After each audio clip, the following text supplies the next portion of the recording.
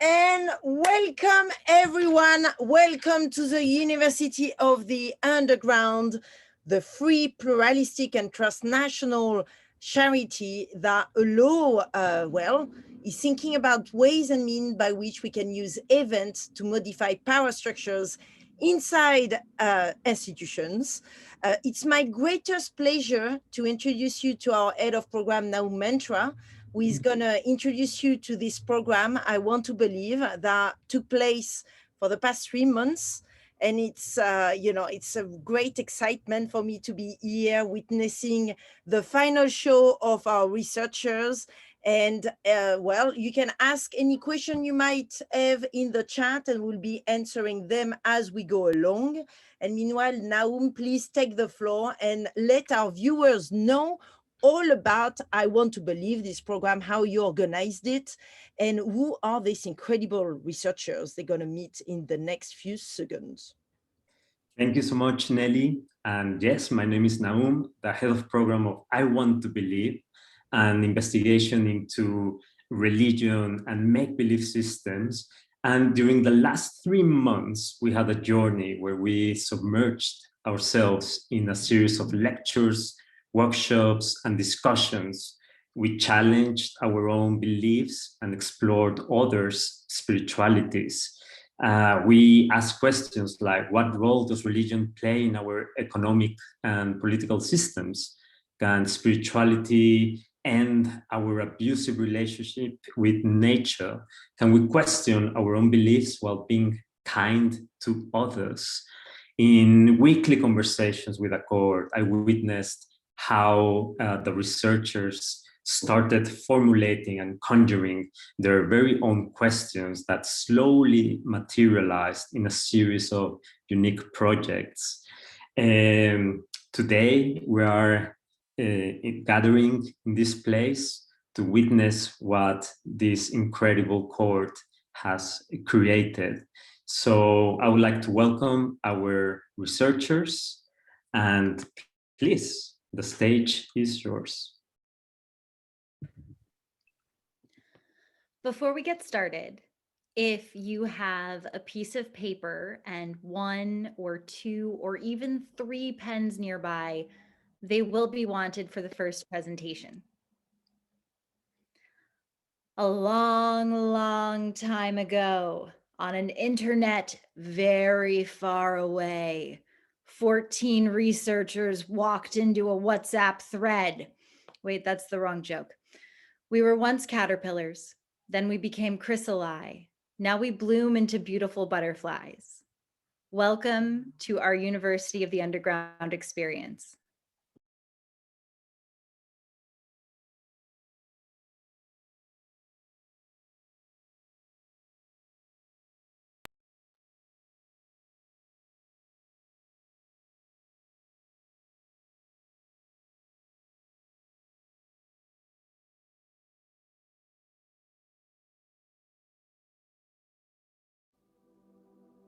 To bring you into this exercise, I'll now read a prayer written by Louise at my collaboration institution, the Student Christian Movement.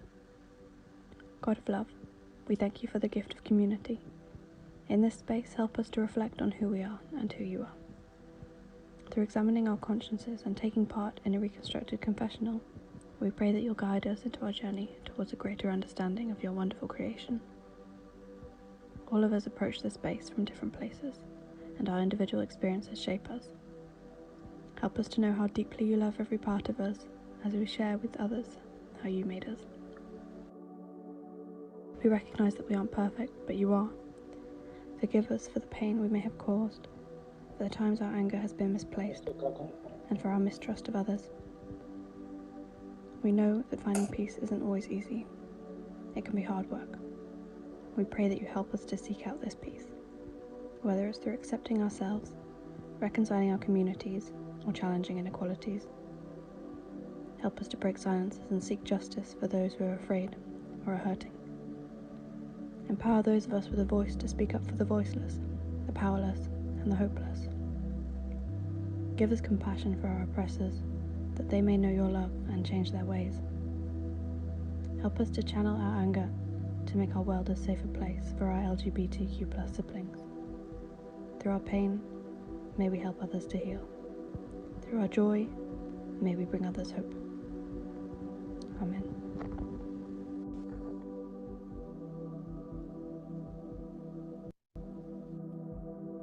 I now invite you to lay out your paper and choose a pen. If you do not have any of these resources, feel free to do this exercise by using your finger to draw on a table, or instead meditate with the tasks. I'll give you around 20 seconds for each task and guide you out of the time when it's finished.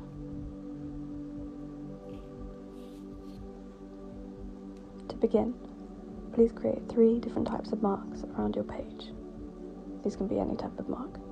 For example, dots, lines, scribbles, cross-hatching, repetitive shapes, natural shapes, etc. I'll start your time now.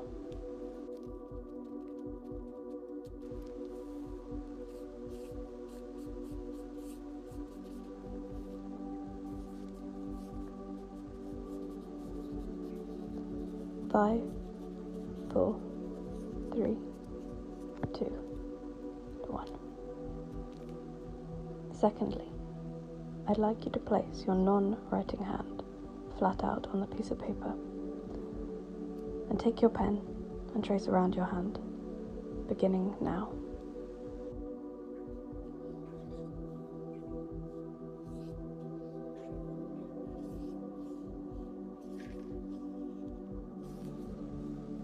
Once complete, turn the paper 180 degrees so it's upside down. Place down your hand again and trace it for a second time.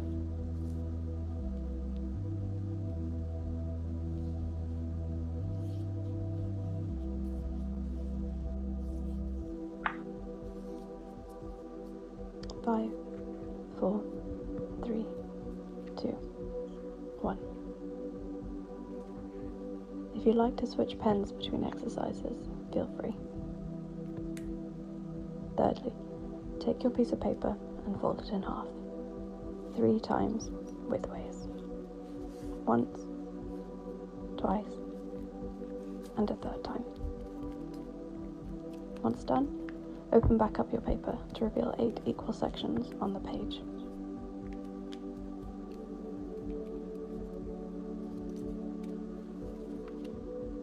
Now, choosing one of these 8 sections, place your pen down ready to draw and close your eyes. Do not let your pen leave the page for the next 20 seconds. Please start to draw yourself now.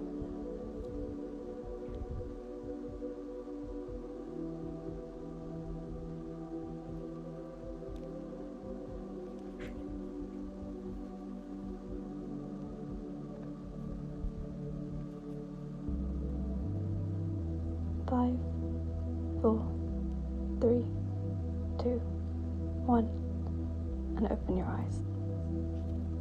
Now, choose another section on your page and place your pen down ready. Closing your eyes, picture someone you love. Without letting your pen leave the page, draw them now.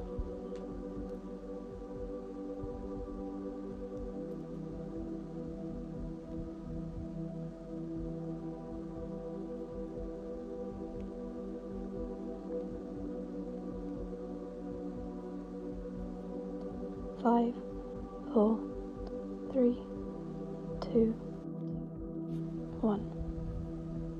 Opening your eyes. This next task is a writing task, and I'd like you to choose a new section and reflect on the question, what do you believe in? Whatever comes to mind, be it words or phrases, write this onto your section.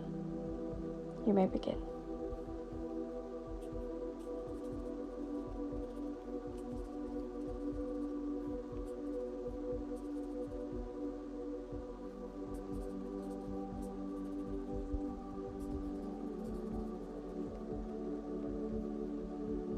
Five, 4, 3, 2, 1. Now, following the same format as the previous task, I'd like you to reflect on the question, how do you feel God or your higher power perceives gender? If you've not thought about this before, I invite you to now, by writing phrases or words within a new section.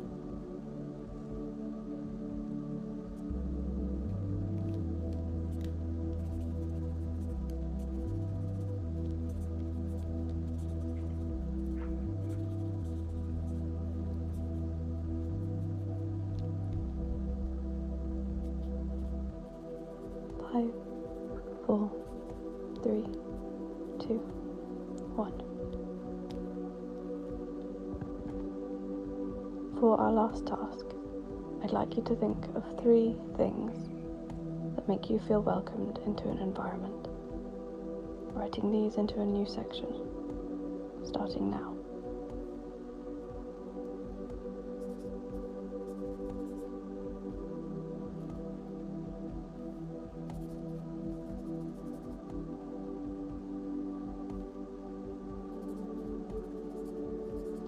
Five, 4, 3, 2, 1. We've come to the end of this experience. Thank you for taking part. I'd love to see these reconstructed testimonies that you've created, and there's a platform that I'll link where you can share these anonymously later if you wish.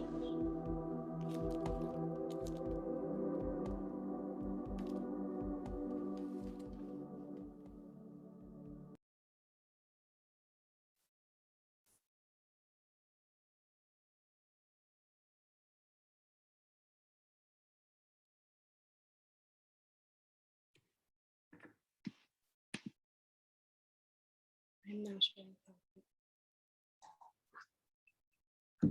Welcome back. I hope you all enjoyed. What you've just experienced is a snippet of my project, The Reconstructed Confessional, where I'm asking if a reconstruction of confession can be used to aid understanding and inclusivity of LGBTQIA+ persons within the church.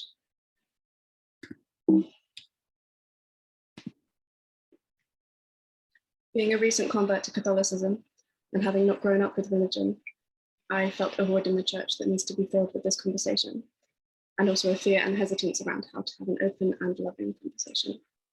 This, I feel, has led to silence and also miseducation. To start this conversation, voices need to be heard and amplified, and people need to listen.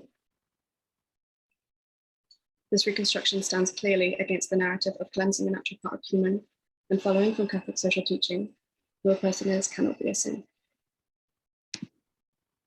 The institution I've partnered with for this project is Student Christian Movement, an LGBTQIA+ centered student support network based in the UK, whose prayer you heard at the beginning.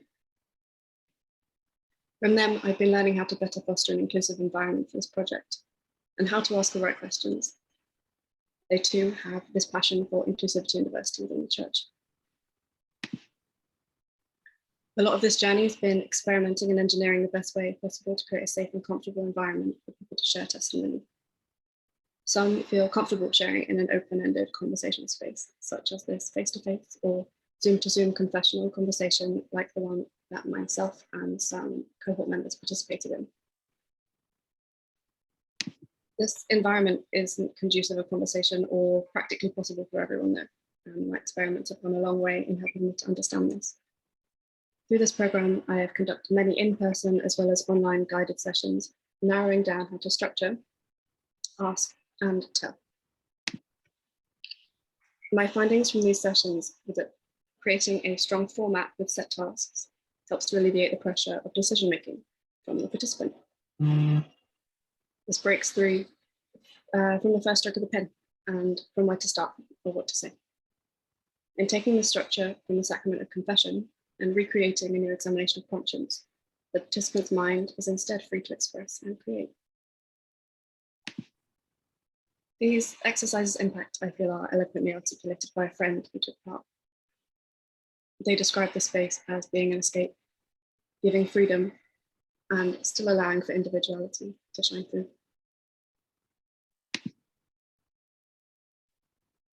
These exercises are accompanied by audiovisual soundtracks, the sound for this project being produced by the musician Cecilia, and the videos by myself. The site travels chronologically through the structure, containing key information about the project, such as anonymity, helplines, because we need to keep people safe here, the soundtracks, experiential tasks, opening and closing prayers, all to facilitate this journey. As we move forward with the next stages of this work, I hope to amplify these voices further by taking them back into the church to aid in fostering a loving and inclusive environment. I invite you personally to enter the reconstructed confessional and to participate further. Thank you.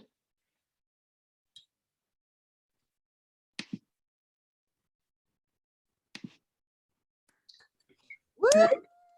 Well done, Celeste. I'm now going to introduce G, a wonderful, strong, and supportive cohort member, whose qualities I also feel are reflected in the work coming up. G will take us into the temple to rest and be held freely, softly, gently. Over to you. Thank you, Celeste. That was amazing. Congratulations. Hello, everyone. I'm G. I'm a London-based artist. Hi. I'm going to talk to you about my project. My project, which was titled A Temple to Hold You. I'm going to start by talking to you about my research question, which was, can abortion be reimagined as an empowering rite of passage for the people experiencing it? What is the impact of doing so? And how can it affect the way in which abortion is handled within our national healthcare system?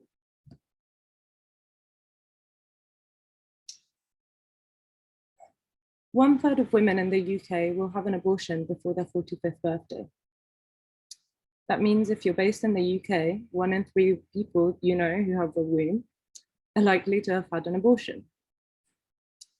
I find this statistic shocking, not because of the people having abortions, but because it exposes how very few people feel comfortable sharing their experience.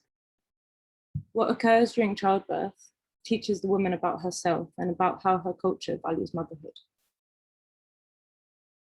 This is as true for childbirth as it is for abortion. So what are people experiencing abortion learning about themselves and how their society values them? The stigma surrounding abortion poses a serious threat to the way in which people will perceive themselves, their body, their power.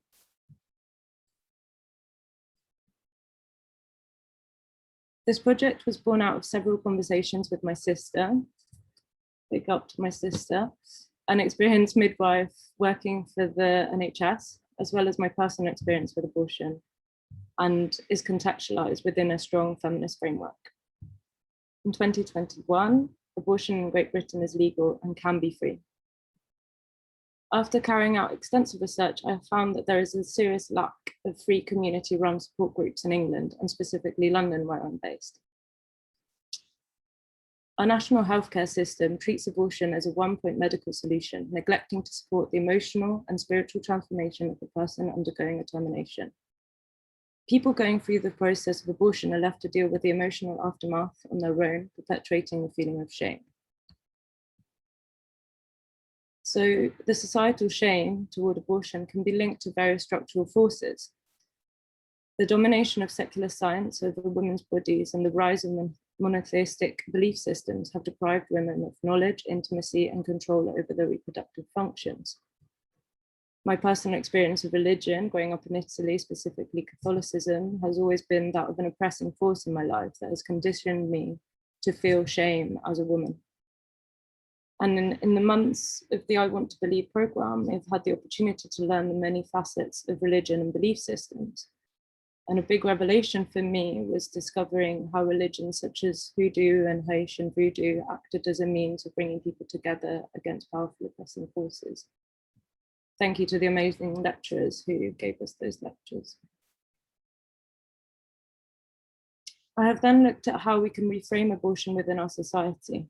Could it be seen as a rite of passage, a moment in which individuals in our society undergo a spiritual and emotional transformation? After researching rites of passage across cultures and religion, what has emerged is that a crucial aspect to make a successful passage is that it's necessary for the individuals undergoing the transformation to receive support and affirmation from their community. This is an aspect that is currently missing within our healthcare system, as people are made to have to go through this transformation on their own or in society for fear of being shamed. So could creating a community-led support group help individuals feel better held when going for an abortion? And together, can we empower people to celebrate their choice and their right to choose? What I've found to exist are Facebook support groups that allow to connect and seek advice. These groups are private, they're really hard to access. You have to go through really thorough screening. There are strict rules about what you can and can't post. They're on Facebook, which is problematic of its own. And all of this is to protect the group members from harmful online trolls, kind of like the protesters standing outside physical clinics. So for the initial stage of the project, I have decided to erect a publicly visible online temple that will be updated over time and will contain documentation of stories, observations and affirmations made by a support group that I'm in the process of founding. And the purpose of the temple is for it to be fully visible to the public and provide an online hub for the group meeting in real life. So what you're going to see now is the website that I've made that holds this temple. This is my first ever website from start to finish. It doesn't work on mobile, it will work on mobile, but I would love to show you how it works. So this is the facade of the temple, which was designed in collaboration with my wonderful housemate and architect, Jonah Swafter. Big up to you. And you can enter through the threshold. It works. So here's a plan of how the temple works, and it's a metaphor for the rite of passage, and each room represents a part of the rite of passage that you might go through. So this temple is a gift for my sisters, my brothers, my siblings. It's a space to hold you freely, softly, gently. Would you like to choose a room? So the first room that I'll go through is the sharing room, in which we can sit together and take it in turns to share our stories. There is a possibility of adding your story by filling out a Google form, which I will then translate into the website and sharing experience. Then we can go through the garden, in which we can commemorate whatever it is that we feel like we have left behind after sharing our story. It could be the unborn child, previous self, a lover. Would you like to plant a flower? And these are my own personal experiences mapped out on the set. And from the garden, we can proceed to the affirmation room. So could abortion be seen as a moment of transformation, a moment in which we have taken ownership over our lives, our bodies, our minds, our souls, a moment in which we have done the opposite of what is expected of us and affirmed ourselves, being deviant.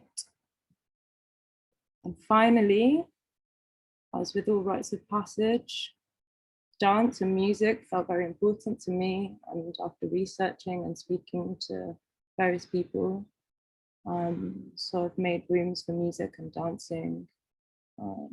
Yes, let's dance to celebrate our bodies, our power, our minds, our souls, and our women together. And before leaving the temple, I've made a room for silence. It's important to acknowledge silence since we have spoken. Thank you. And that's it. Thank you very much.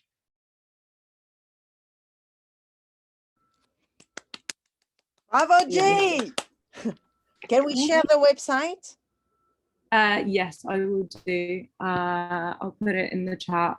Please don't use it on mobile because it sucks on mobile. It will work on mobile. I'll share it. And yeah, shall I introduce Francisco? Are you ready? I would love to introduce Francisco, who gave the most incredible and unexpected presentation in the interim crit, and I cannot wait to see what he's got. Thank you very much. Can you hear me? Yeah?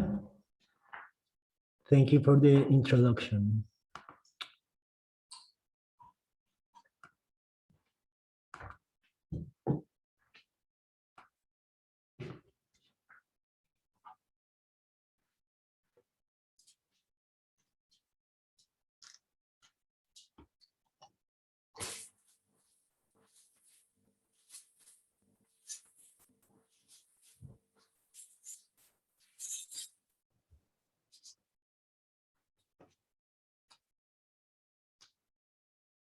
Good evening.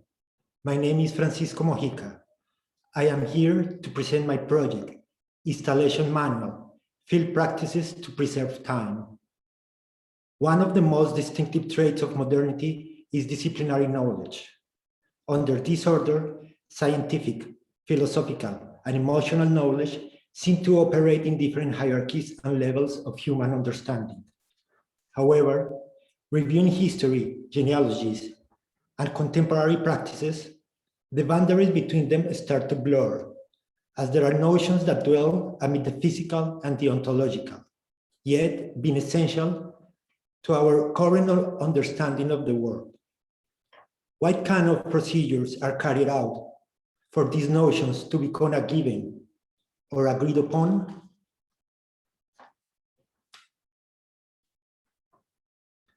As a conceptual fundamental to science, religion, economy, and human experience, I pick time to work with. Whether a conceptual misunderstanding or a technical problem, any attempt at defining what time is always gives rise to paradoxes. Still, there is the metaphysical idea that time must exist. Is time real or an illusion? Can we choose to influence it? While visiting an open market in Amsterdam, I was looking at stars with fish on ice. They still look quite fresh. Have they not been on ice, their scales, eyes, and smell would have been very telling of the time they were caught. Behind the fishmonger, there was a butchery displaying big cuts behind a see-through refrigerator. So it came to my mind that refrigerators stop certain processes that affect organic tissue. If we see how time passes through our bodies as we grow, heal, decay, get old, then cold temperatures are delaying the sequence of events that leads to decay and putrefaction. Refrigerators then work as time machines, as the objects inside them are stuck in a previous time. I took a phenomenological approach to time, centered on how we experience and witness our bodies grow, heal, and decay. I started visiting butcheries where meat is preserved in refrigerators that delayed the natural deterioration process of organic tissues, which led to the idea of installing a cold room of my own. Inspired by Stephen Chapin's Pomp and Circumstance, Robert Boyle's literary technology, my intention was to prove that the status of time as a fact could be constructed in a realm of experience through three different technologies: a material technology, a dialectic technology, and a social technology, which put together form an artifact of communication. Established discussion about time is limited to the construction of the concept, as there is no empirical fact about it. In opposition, this project explored the idea that, given the proper means, it is possible to produce a matter of fact that proves an outlandish notion.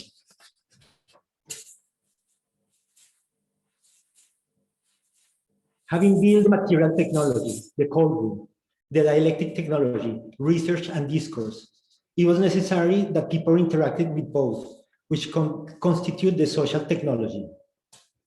So I decided to invite the Viewbit family, composed of Vita and Anya. Vita is a visual artist who has been doing extensive work about ageism, that is, prejudice or discriminations or the grounds of a person's age. Anya, her daughter, is a curator who used to work in the fashion industry as a makeup artist.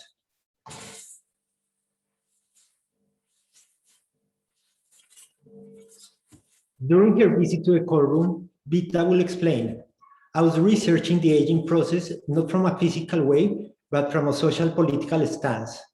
For elderly people in the Soviet Union republics, everything is frozen, nothing is changing. They are just waiting for the end of their life.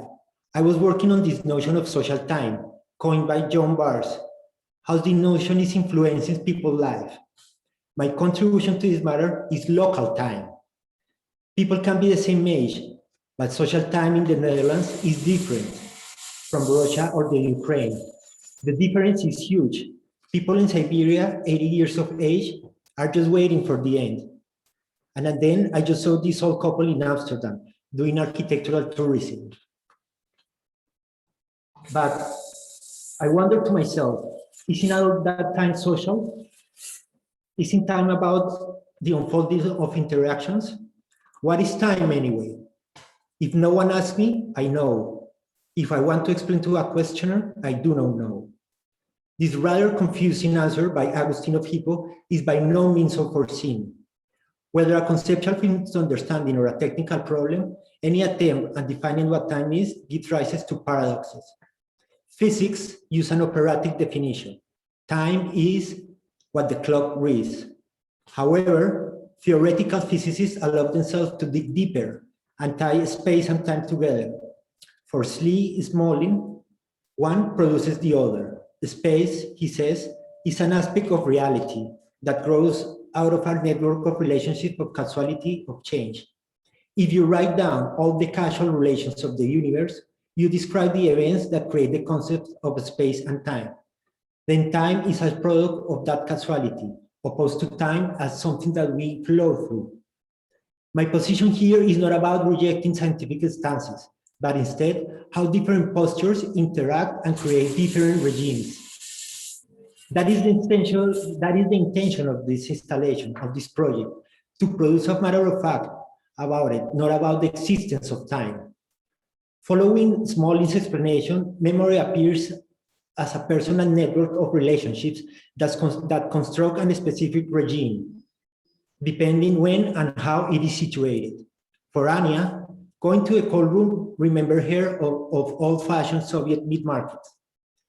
She says, there was no refrigerator, just a huge space with tables covered with white ceramic tile that looked very clinic. In the meat area, there would be a butcher dressed in a white jacket or coat, not that different from what a scientist would wear in a lab or a mechanic in a fancy Mercedes-Benz shop. Visually, it was kind of impressive. In a later period, there was this huge grocery store where they had a cold room where you could go and grab whatever they had deep frozen there. It was really cold.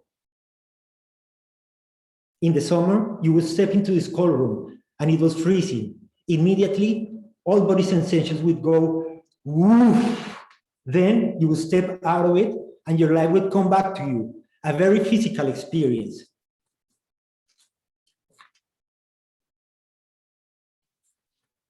Vita's memories are different. In my childhood, she says, there was nothing frozen there. There was this meeting hanging. It was smelly. I remember a lot of heads, the smell of warm flesh, and a lot of flies. The butcher were not wearing a white apron, just an old truck jacket with the smell and big flies around it. It was a remarkable picture for me. I remember a big cow head and its big purple eyes and a green shiny fly sitting on top of it. And it was warm. It was like I was like 5 or 5 years old. And it's still kind of real life for me because with freezer it's like magic. My memories are real life. Freezers are like life after life. Indeed, Anna would reply. However, in fish production, the fish is still alive when they start freezing it. That happens after freezing in a large scale. Cryogenic experiences come to mind. People expecting very technology to come. Cryo companies going bankrupt. And all those bodies melting. I'm not sure how it relates, but I always try to lower the temperature in an exhibition space to shift the experience into a physical one for visitors. I think it's a great way to incorporate sensorial input when you present artworks. Visuals and sound are common for everybody, but when you can include the temperature created, it creates a different dimension for the visitor. Vita finally would add that there was something almost religious to her experience in the courtroom. After all, you can trace the use of discourse, materiality, and space, light and sound to Christian cathedrals and Christian masses. When you are there, the sun rays carefully illuminating the dark interior. The organ played with devilish Baroque sounds, incense burning, and the priest preaching solemn words. Then you feel the presence of God. You feel a religious experience, the existence of another realm. For me, in a way, this project is not over until the recording stops, because there is another transition in the tal realms that we are dealing in, and also in the opinions and perspectives that both Vita and Anya were giving to me. Thank you very much.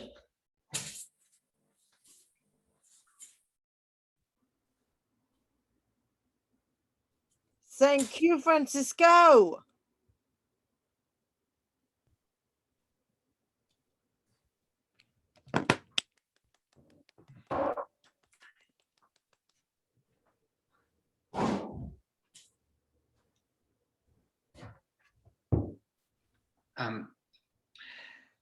So my name is David. I will. Oh, I'm so sorry, David. I forgot to introduce the amazing Jonathan David, all the way from Peña de Bernal in Mexico. Please, a big hug and a big applause for David Jonathan. Thank you, Francisco. Thank you, Francisco. So basically, I am an artist, filmmaker, painter, and photographer. I just enrolled myself in a psychology program at one of the most important universities in Mexico. I created this project the last 3 months, and thanks to this project, I met so many great researchers, professors, and students in this university with whom I expect to be doing crazy things in the next couple of years. Give it up, Ruth. She's going to show us a video for me. Thank you.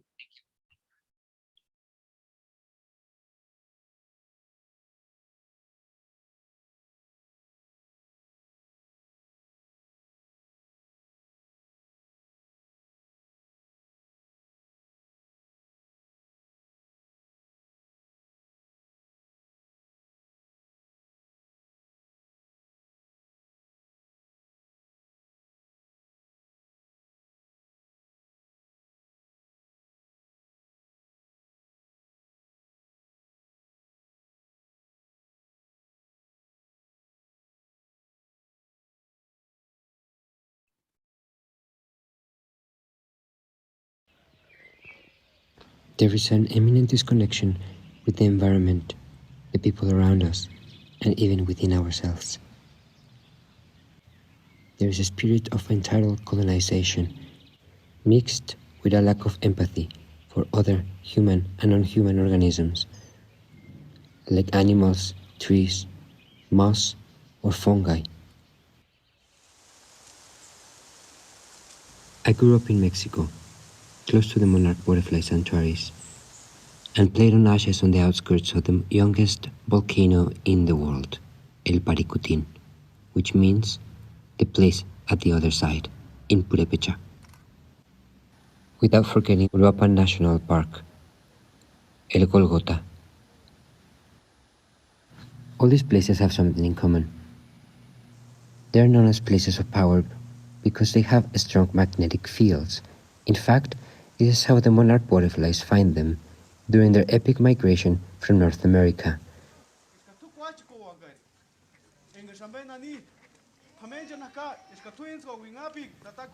In indigenous sciences, places of power are places to give offerings or to find healing. It is because of my experiences in these places of power that I became in love with nature and butterflies.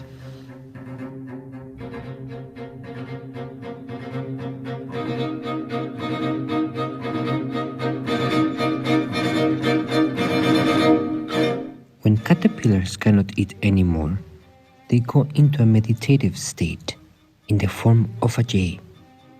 It is there where the metamorphosis begins.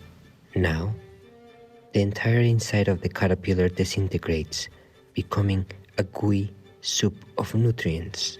It is from there that the new organism hardens. This is how the butterfly is formed.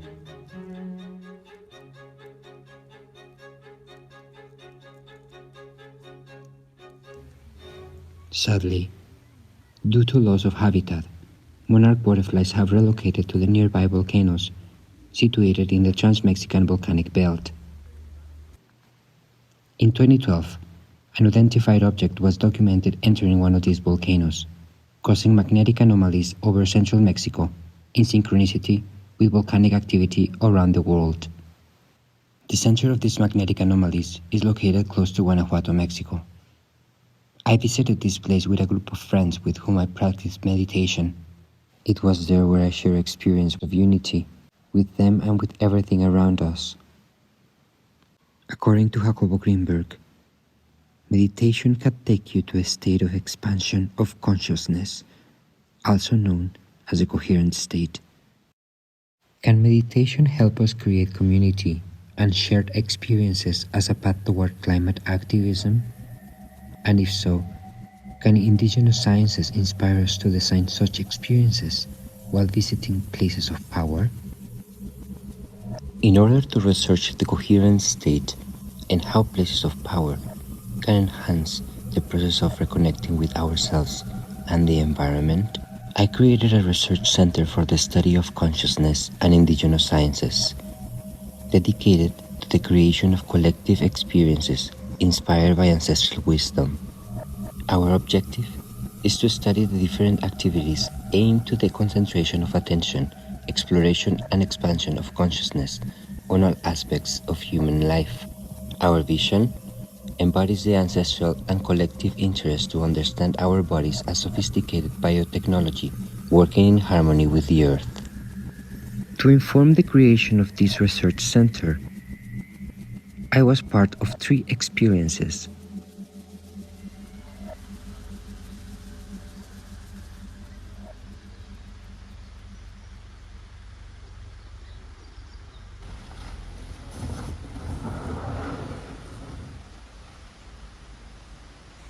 Y de aquí ya estamos como a poquito, 5 minutos.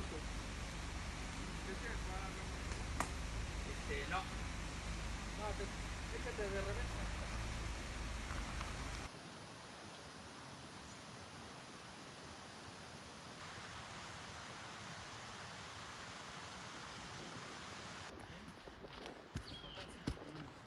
Boca del Diablo, esto también se le conoce como la cueva del agua, donde se hacen rituales para el ofrecimiento tiempero, granicero para hacer llover. Ah, qué padre. Limpia. Este es un santuario, pero a la vez esta es una puerta dimensional.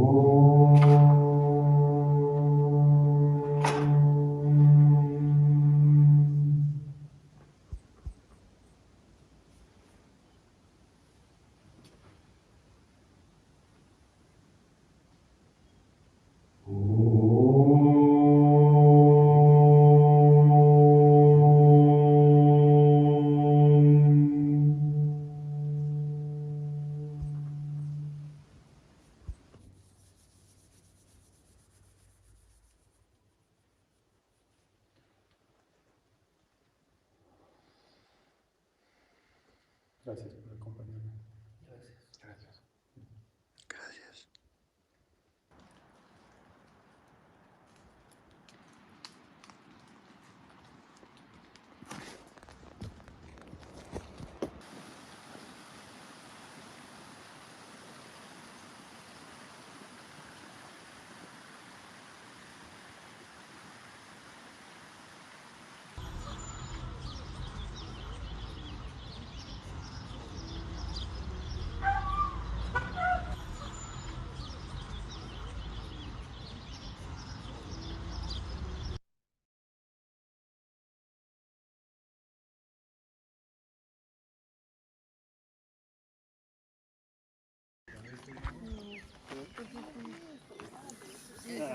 Que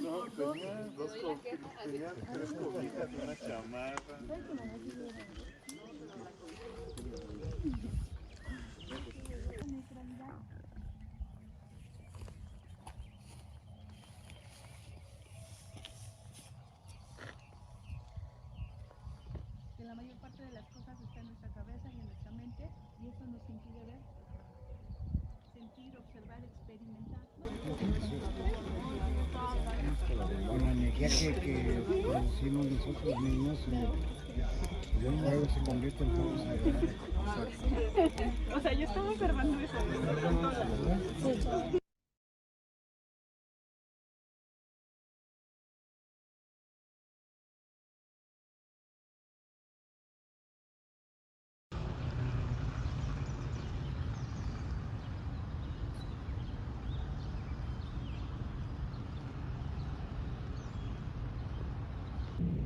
Se hace una limpieza en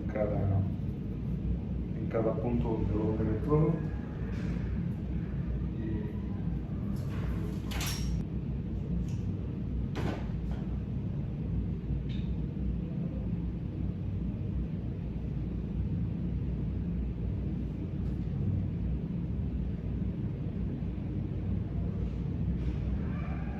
Pues ese es el primero, entonces es eso multiplicado por 23.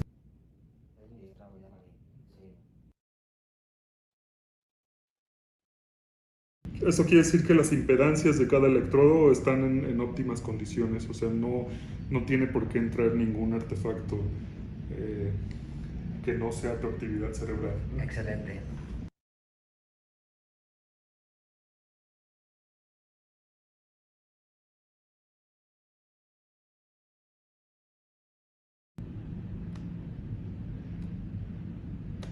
¿Qué es esto?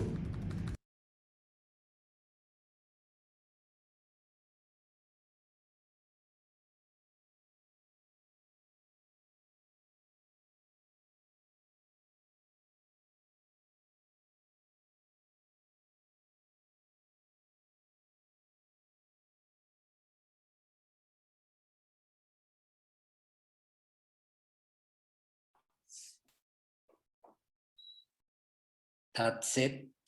That's all. Thank you so much. And next is Chloe. Chloe is amazing. She embodies the aesthetic and the feeling and the tone of this entire program. Her research is fantastic, and give it up for Chloe. Thanks, David. Okay.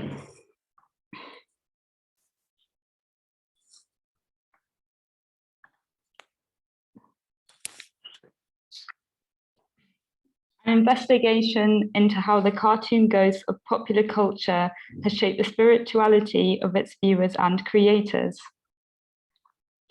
Secularization has a direct correlation with modernization and wealth.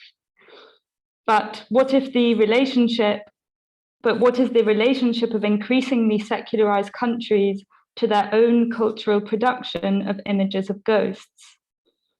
I wanted to see whether the creation of images of the supernatural had any relationship to belief in the supernatural, especially in increasingly secularized countries in which a single belief about life after death is slowly dying out, if you'll pardon the pun. If you look to the right side, you will see a diagram of the type of people I interviewed. I focused on the animation industry as a whole for a number of reasons. Firstly, due to the technical ability of animation to create such translucent, floating, ethereal beings that most of us cannot see in the real world. Secondly, due to the deep etymological history of the word animation and spirit. Animation meaning to endow with a particular spirit, and spirit meaning the animating or vital principle in man and animals. The third reason for focusing on the animation industry was due to big production animation being a part of pop culture that reaches both a wide wide secular and believing audience of different age groups. The definition of spirituality that has come out of this research is not one that encompasses all perspectives of the word.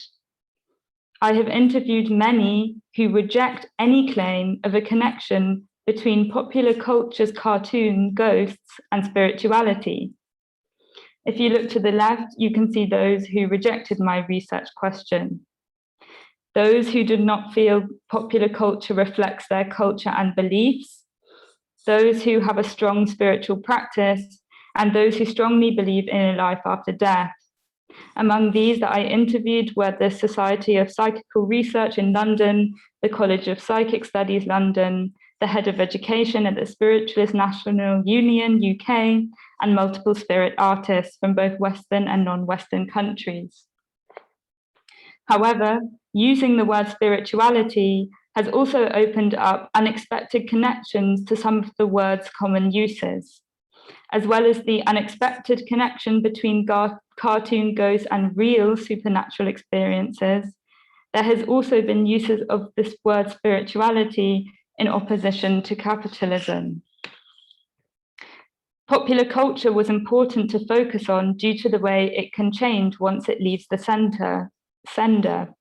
For example, becoming kitsch, reappropriated, or absorbed into subcultures which stand against the structure of popular culture in which the image was originally created. In order to get an understanding of how and if animation has an effect on people, I interviewed viewers and asked to what extent does animation watched as a child have an effect on people as they grow up. The interviewees were members from Tip of My Tongue, an online Reddit community of 1.7 million, in which people post their half-forgotten memories of films, videos, and cartoons they watched as children in order to find the titles, many of whom surprisingly wrote deep emotions attached to these memories of cartoons. One experiment from this was creating a comic book on glass. The drawings came from the Reddit community who submitted their unsolved cartoon memories for me to draw. I was researching animators of supernatural images from big production companies such as Pixar, specifically their 2020 film Soul, and interviewing an art director of Universal Studios. I was inquiring to what extent the varying belief systems of their viewers are considered when making animations that deal with supernatural and existential topics. For example, whether the general homogeneity of cultural backgrounds in big popular culture production companies is discussed when creating narratives and images of spirituality. Of the two production companies, one claims it does and the other doesn't. Furthermore, I also asked how and if technological advancement in animation, for example, from hand drawing to CGI, has had an effect on how we interact with the images they create. One interviewee talked about the future of 3D animation as having the possibility of coming into contact with what's in our ids. I bet there's some pretty dark stuff in there that we'll be challenged with. So we see how progressing technology might challenge our psychology, belief systems, and his definition of spirituality. Here are some experimental works I was creating during this time to try and invoke a feedback loop between creativity and mental experiences. Using the ghost qualities of semi-transparency and light, I used my dreams to make comic-like drawings and sculptures to try and invoke further dreams, which I then created further drawings of. I also interviewed independent animators, some of whom live in countries in which challenging beliefs is a crime, and how they as creators tackle this. One animator said, I quote, "Ghosts exist to rationalize our fear when we don't know who we are fearing. I can fear politics, I can fear the policeman, I can fear hunger, but I don't want to believe in it. I want to believe that my country is good. For some people, when you believe something, then it becomes true. I rather believe in ghosts than in hunger," end quote. Here we see how animated ghosts outside of popular culture are used as metaphor for personal fears, fears which are not reflected in the big production movies. The end result of my research is a performance hologram, which is an experimental lecture of my research. The purpose of it is to communicate the outcomes of my research whilst reflecting the technical qualities that animation uses to deal with the topic: transparency, reflection, and light. Now I will show a short clip of the lecture. What happens when animation creates the image of the ghost? What has happened to Casper in his enduring existence? From his static life of the 1940s, freeze-framed to paper with no chance to float through the frames, up until his 1990s CGI debut, with transparency, movement, hovering, and light. How has technology breathed life, or rather, life after death, into what helps mould our brains?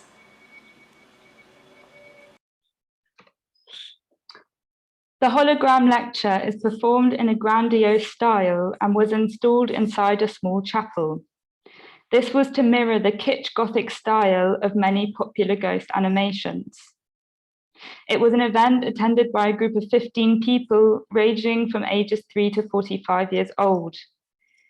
The over-the-top style and technological functions motivated spectators to question the cultural fabrics of how supernatural and mortal topics are represented. The lecture event was followed by a discussion on each age group's memories of cartoons, which led to conversations on personal belief systems, such as views on politics and family life. Now I ask you, our audience today, which images are the ones that have stuck in your mind? What colors and forms have sunk into your subconscious?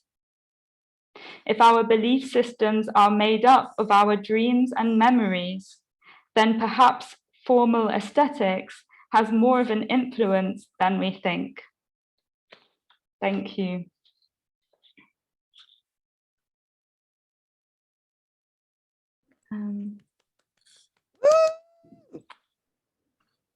Thank you. Up next is Jamal. Jamal has always been a great source of energy and humor for our group.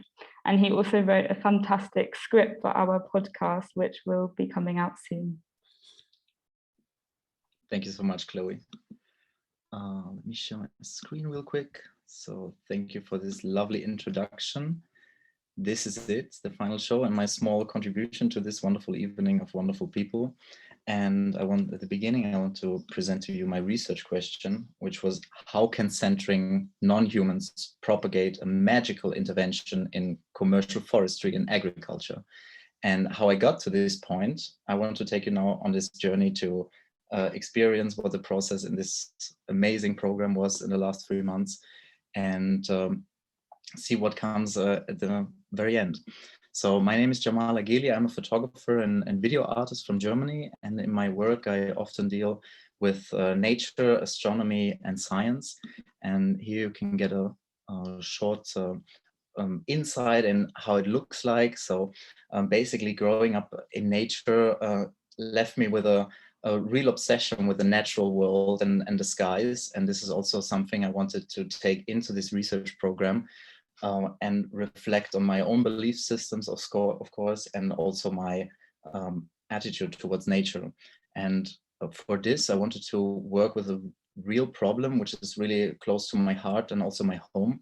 Here you can see an image of my home and how it looks like at the moment, because in Germany, there is severe deforestation happening in the last couple of years.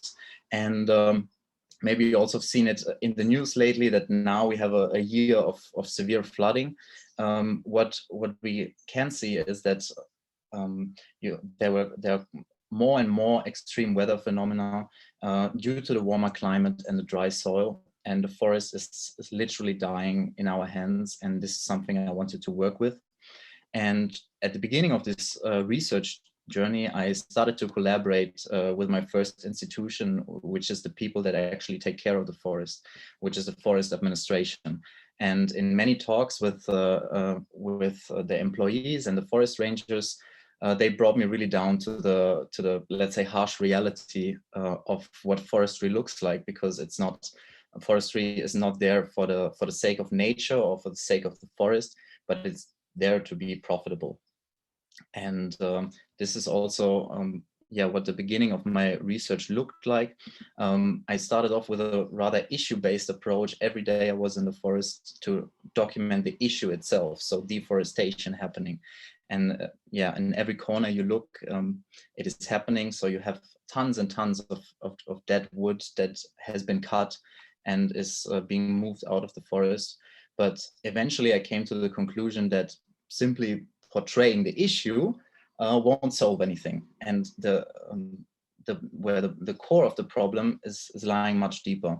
And eventually also my own perception of the domestic nature here changed, because if you look around, everything has been shaped by humans to be profitable. So there's a long history which is really informed by the Christian tradition of the dominance of mankind over nature. And this also obviously reflects in the agriculture and forestry. And for this, alongside this realization, I started to collaborate with a local farm and tree nursery. And what they do is to find a balance between profitability and sustainability. Namely, they are focused on planting and keeping extinct trees alive. So trees and species of trees that have been pushed out of sight because of their low profitability. This is the goal, to keep it alive. And there I talked with many workers and people in the administration, because eventually I also figured out for myself that my approach was very human-centric, right? And also most of people's views are obviously human-centric. And there I wanted to introduce the idea of considering non-humans for myself and also the people I work with. And we were starting to discuss about this animistic aspect of nature, that it perhaps might have a soul, right? And eventually in these many talks, I came to the point that using the word spirituality or magic was something which has a rather negative connotation for most people. And throughout these talks, I established a sort of routine which used a different language approach. There's a word in German, it's called Ehrfurcht, which is a sort of mixture between honoring and fearing nature at the same time. And through using this word in the talks I had, it brought me to many new conclusions, and it shaped the direction of the talks and the process I had. And throughout this process, there were many experimentations done. Coming from a rather documentary photography background, I started to experiment, trying to open up my mind and approach, for example, with sculpture. And with the help of the amazing tutors we had, I got into writing and putting myself into the position of non-human and trying to write from their perspective. So writing poems, writing scripts, and also music making, which informed also my process and also the final result, or rather the intro you're about to see. So this was also something entirely new for me. Next to also 3D rendering, I got really into this throughout this wonderful process, from which it also really benefited. And yeah, besides these practical things, like many others, like everyone in this program did lots of theoretical research, for example, into the gamification of climate change and interactive web documentaries, which was sort of my initial idea what the medium could look like. And also this theoretical research throughout these last 3 months really opened up my mind on how vast this topic of ecology and climate change art actually is. And somewhere in the middle of the process, I decided, okay, let's center non-humans. Completely, for now, for this experience, ignore the human perspective and bring in a sort of animistic way of looking at climate action. And this I wanted to translate in an online cinema experience, which is a sort of click-through journey where you can design the narrative and the path you want to go down to. And for this, I started writing scripts. I started writing possible pathways and storyboards, and of course did lots and lots of filming in the forest. And at some point during this process, something interesting occurred to me because the project took shape in a very interesting way, which was informed by my intuition, because I started off with this sculptural work, and eventually the mood of the whole movie turned out to be rather sinister. And I thought, okay, this really came from my intuition, let's work with this. And for the intro part that I'm showing you, I wanted to have a sort of central mystery that is motivating you to continue clicking throughout this journey. And this website is already online. It's still in the making. And what you see here, so I learned some HTML and set up a cargo site. So you enter the forest and you see the intro, and then you're about to make a decision. And the vision for this project, besides portraying the problem of deforestation in a different way, is also, once the experience is fully developed, to bring a new sensitivity towards non-human interests, and to be able to recognize how immensely humans have designed nature to be productive. And this intro sequence that you're about to see is I developed it together with my two institutions, and it was I already got quite some feedback. So both of the institutions, they were rather surprised to see our domestic nature to be portrayed like this.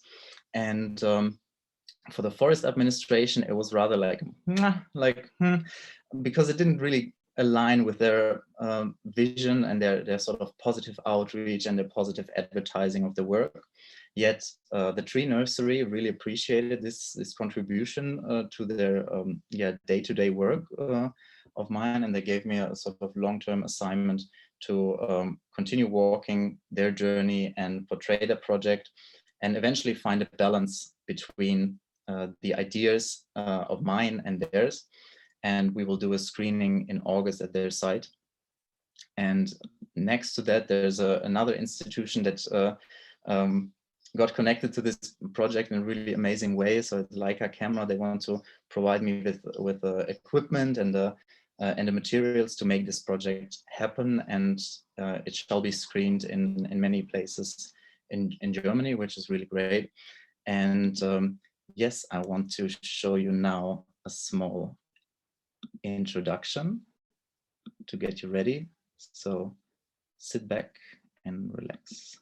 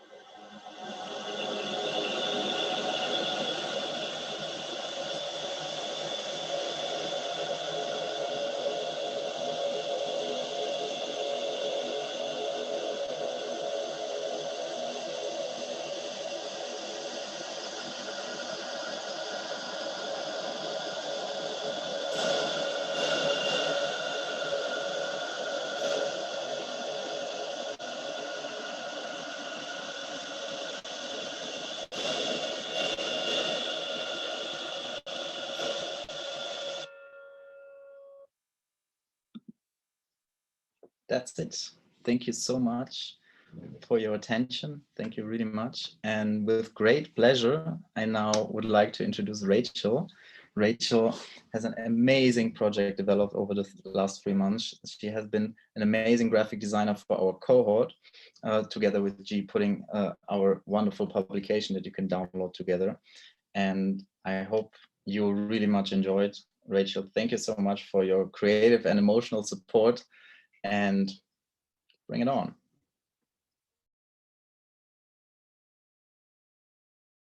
Thank you, Jamal. Also, thank you everyone involved in this project, especially the tutors and this group. We are in the Anthropocene, a geological term used to describe now. It's a time in history of the planet when humans have gone from being mere participants on the planet to being the dominant force. A phase where transformative change is necessary if we are to create the future where both people and nature can thrive. And it's an exciting time. We're in a generation of people who are going to create change. From our first lecture within the University of the Underground, I was inspired by this quote: "A religion at its core is a form of multimedia production, capable of inspiring beliefs, generating worldviews, and engineering cultures." So I thought about environmentalism in this way, exploring the branding around environmentalism, not branding in the commercial sense, but branding as a predisposition to participate in actions that benefit the environment. What's the language? What are the symbols, shapes, colors, spaces that are able to do this? People have climate change fatigue, and we need new narratives.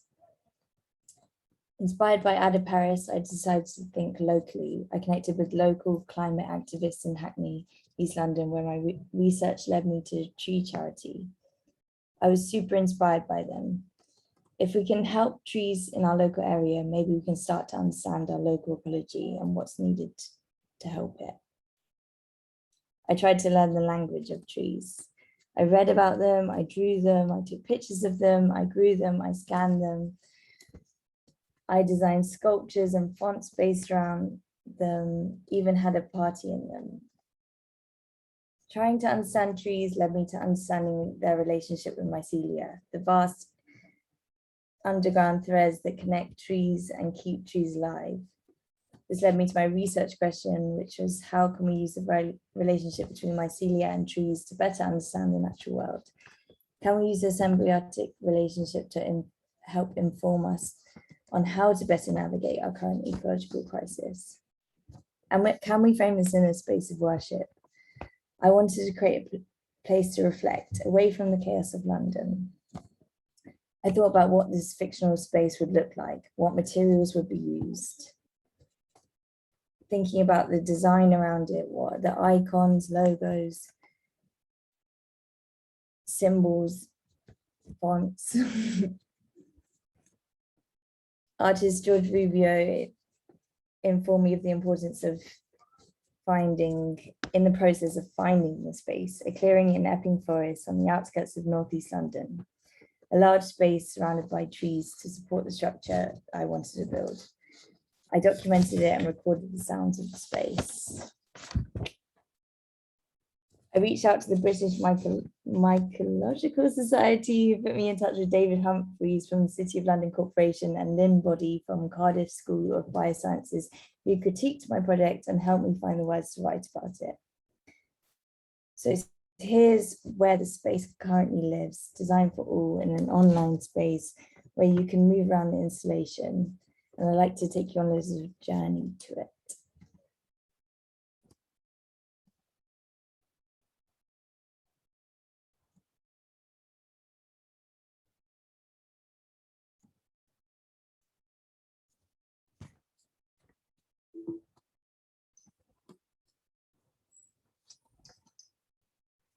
Welcome to the last tree on earth. In front of you is a highly rare British black poplar tree, framed by a large-scale oval room. You can enter the room using your trackpad or mouse. Zoom right up to its roots.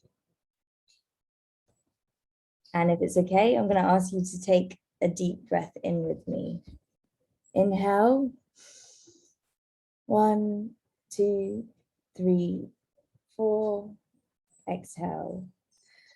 1, 2, 3, 4. And again, inhale. 1, 2, 3, 4. Exhale. 1, 2, 3, 4.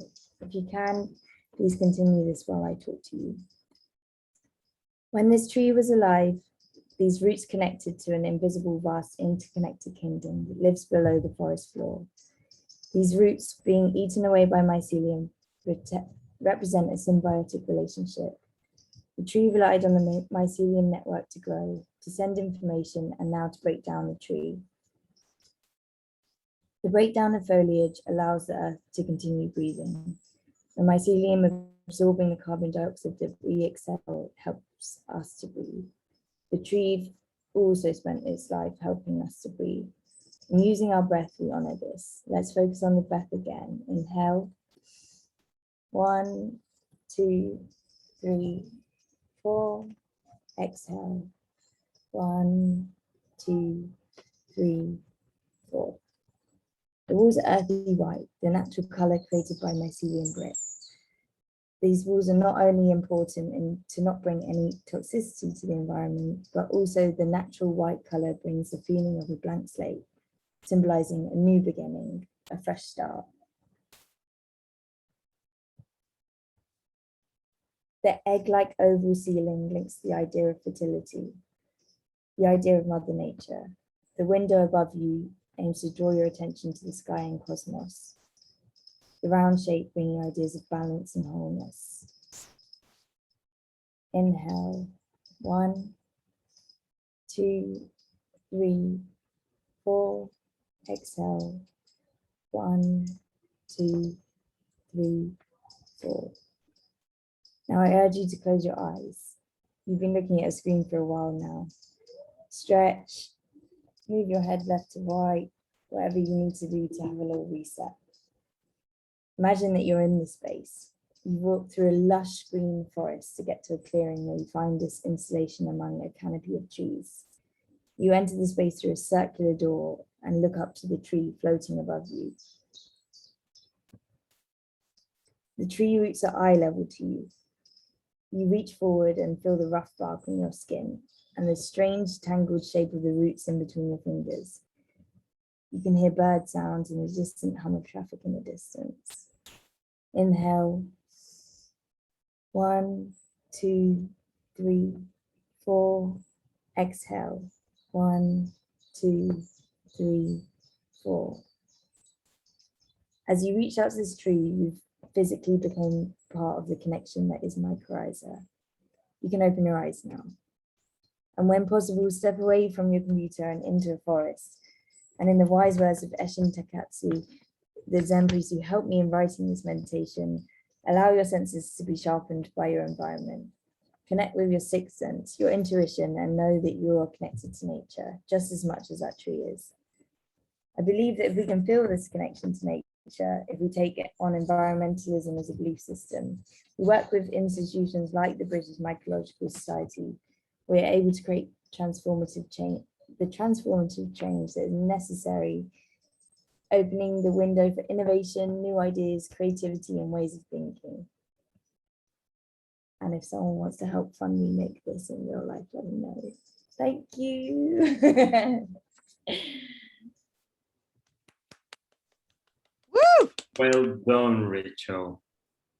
Thank you so much for that, for sharing your project and for the temple ritual. So thank you very much. Right now, we have a short intermission. So we're going to give you 5 minutes of a short break so we can keep stretching, relaxing, and then we will be back in the University of the Underground. 5 minutes intermission.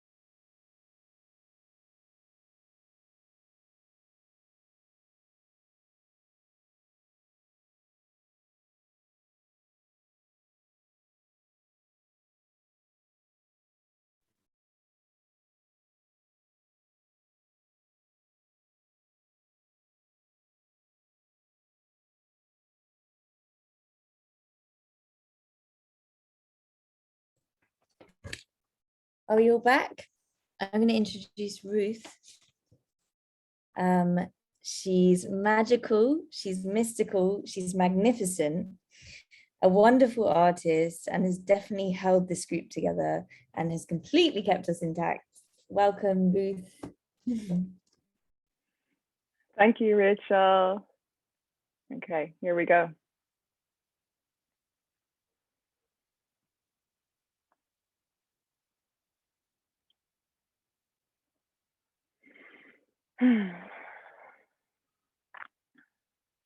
So, good evening. My research question is, how can we challenge the superposition of Christianity? Can we use the tools of ancestral mythologies and radical imagination to bring about an emancipation of thought in the digital age? Christianity is ubiquitous in the collective thought of where I live in Europe, telling a tale of broken world beyond redemption. That our souls are immortal entities and salvation will arrive at some distant point in the far off future, that the future will take care of itself. We see this concept repeat in the present day techno-utopia cult of the singularity. It shows up in the witch hunt, blasphemies, and heresy of cancel culture. This narrative not only removes personal autonomy, but it also postpones what's happening right now, thrusting the responsibility of earth caretaking to our future ancestors, stealing from the worlds to come.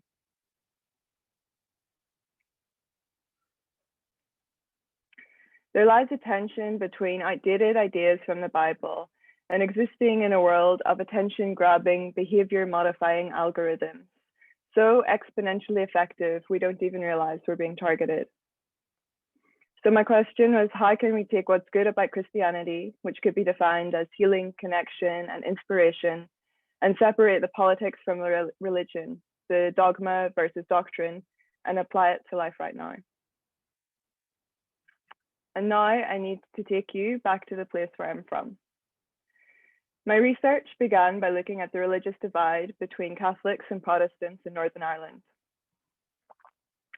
I found a link between the advent of international television broadcasting in Ireland and the beginning of the Troubles, an ethno-nationalist period of conflict in Northern Ireland that lasted about 30 years from the late 1960s to 1998. As people witnessed the civil rights movement in the US and the anti-apartheid movement in South Africa on television, they were inspired to uprise. This led me to look into media theory. I was influenced by Malcolm McLuhan, primarily with the concept of the medium being the message. That is to say, we humans form the tool and then the tools form us.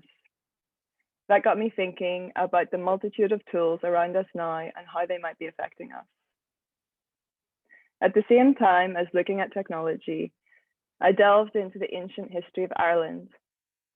Wisdom was passed through the ages orally via a bard, a figure who used the tools of poetry, mythology, and song to entertain and educate.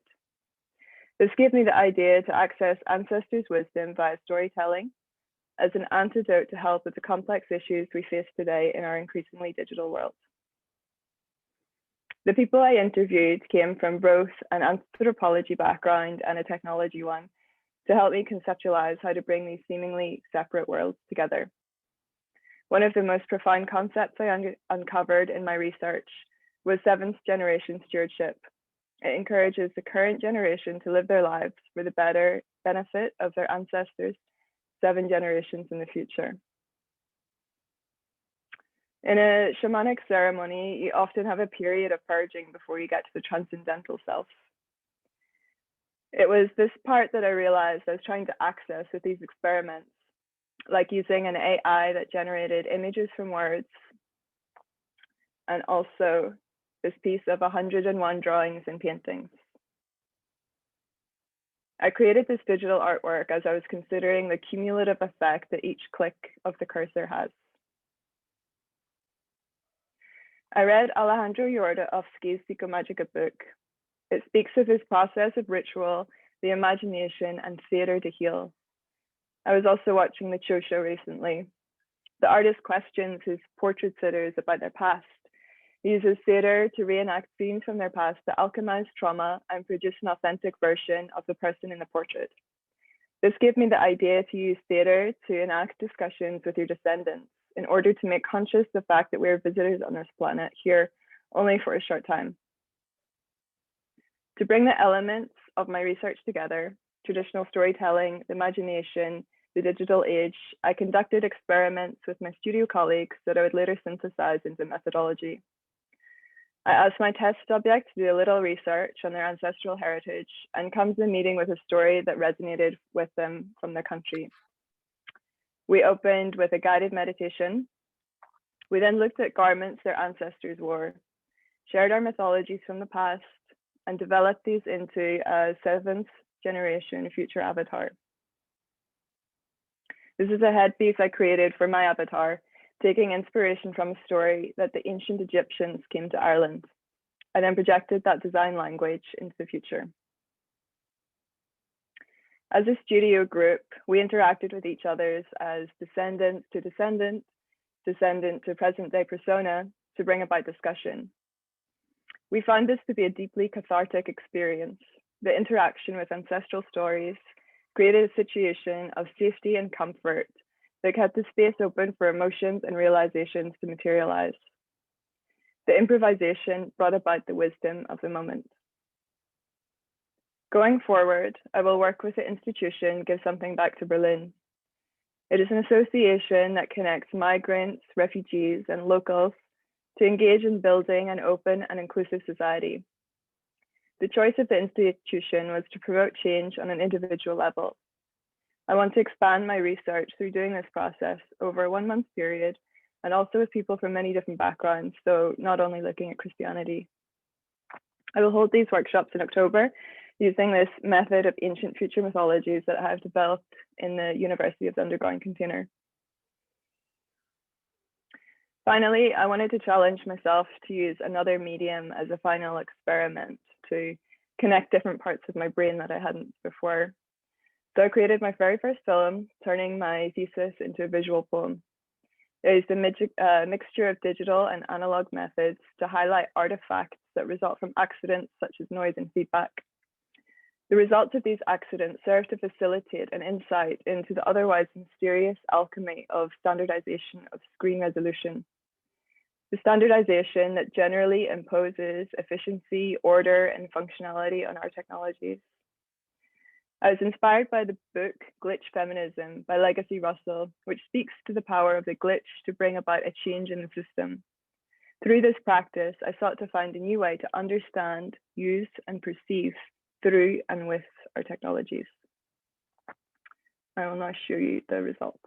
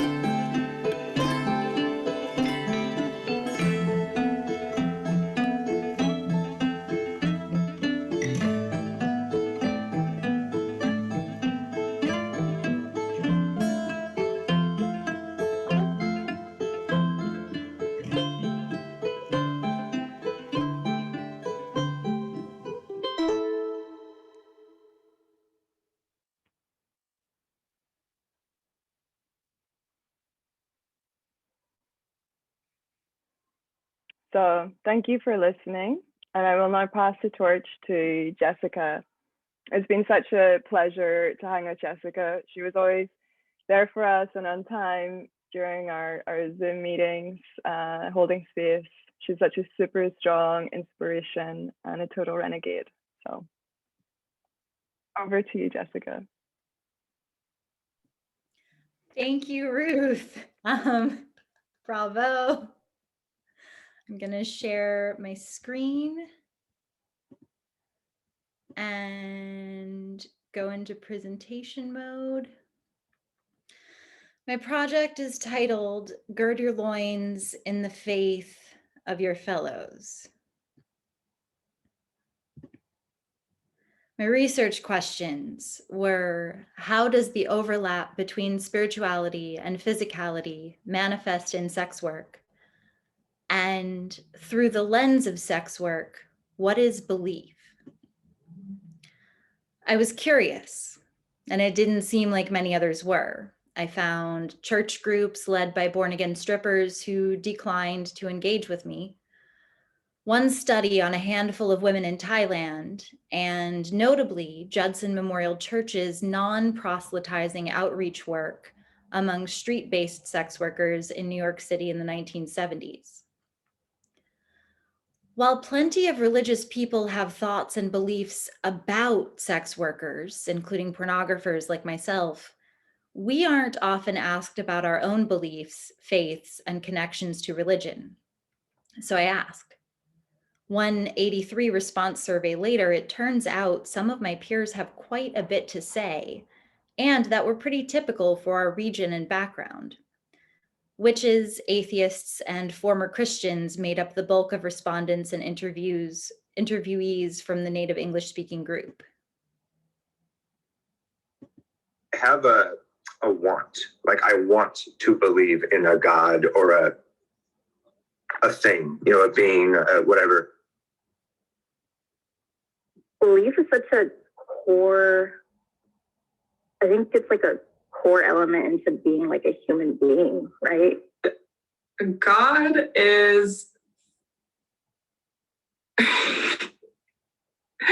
God is looking into the tiniest parts of a plant as it opens.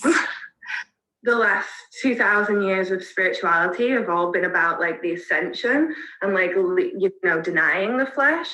But the schools that I belong to are more about like the sacredness of the flesh and spirit and matter.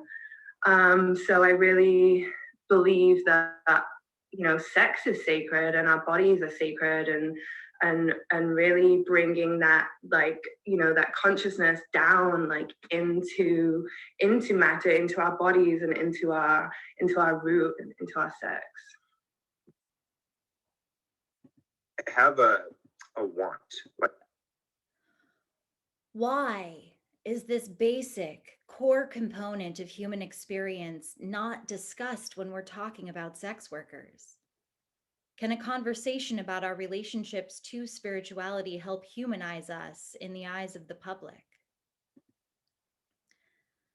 I handled my interviews in a very particular way. Out of an abundance of caution for the sensitive nature of religion, sex work, and especially the two together, I asked each worker whose words I intended to use for approval of the specific clip, asking whether they felt comfortable with that moment being shown in public out of context.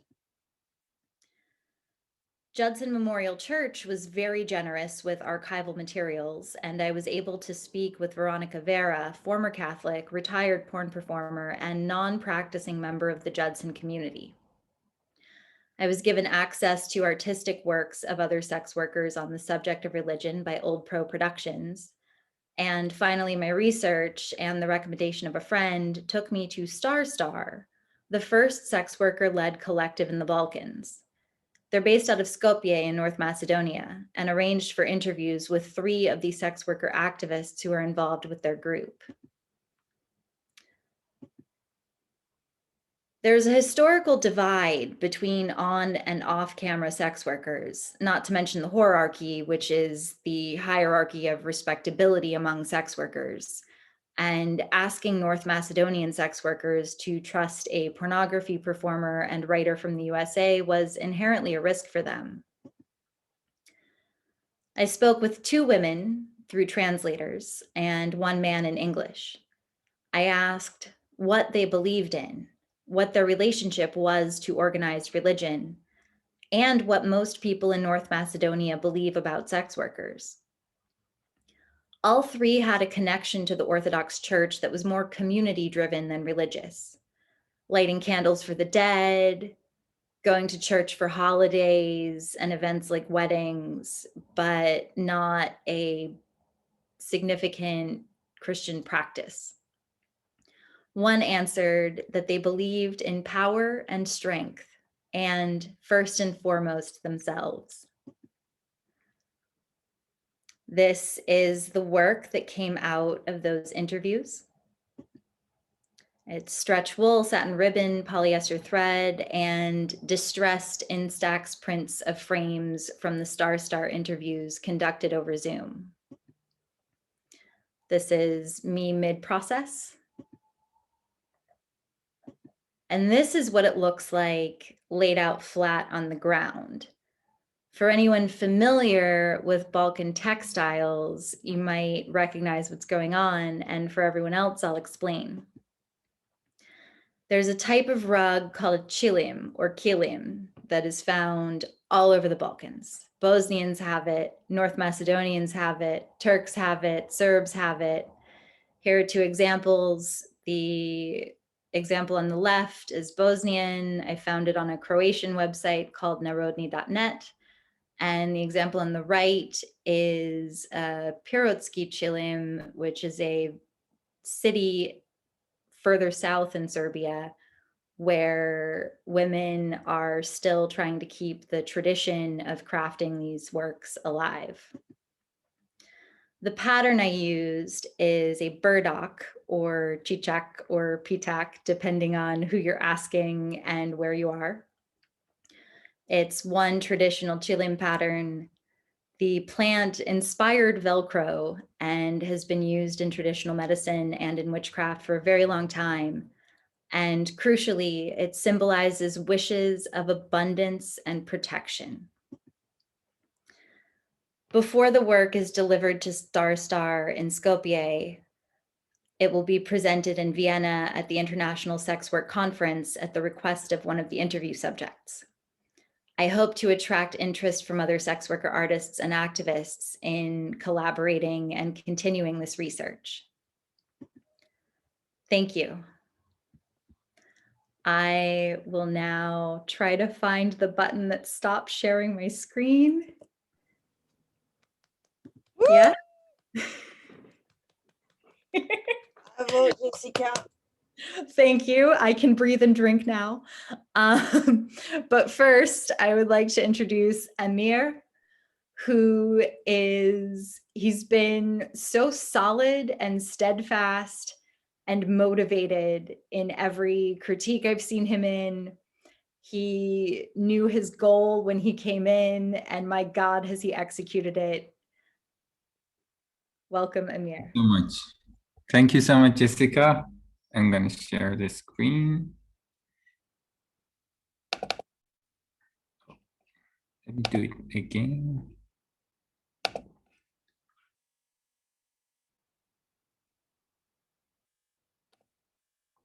Okay, so here we are.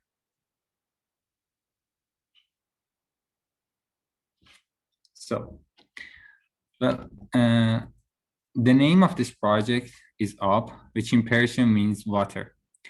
I am Muslim, so I'm gonna start with this verse from Quran that is questioning humans. Have you ever considered the water you drink? Did you send it down from the clouds, or did we send it down? If we wished, we could have made him salty. So why are you not grateful? I'm gonna return to this later in the presentation, but for now, the very first picture I showed to everyone in this program was this, and I come from here. The semi-arid area in the middle is called Iran. Ironically, it means the land of free people. It gave birth to some of the oldest religions and civilizations in the world.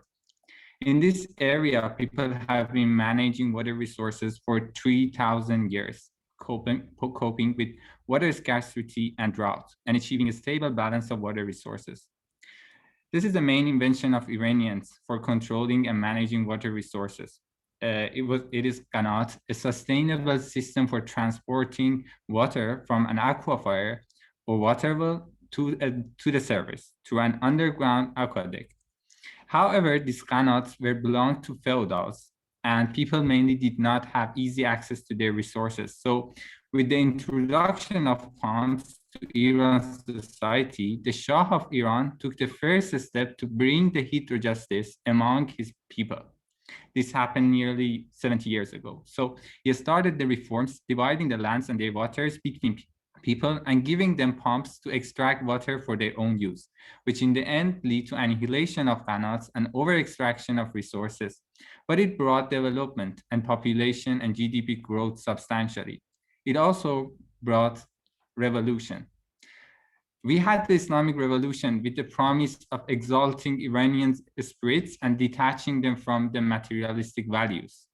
Ayatollah Khomeini, in his first speech, promised that he will make electricity and water free of charge.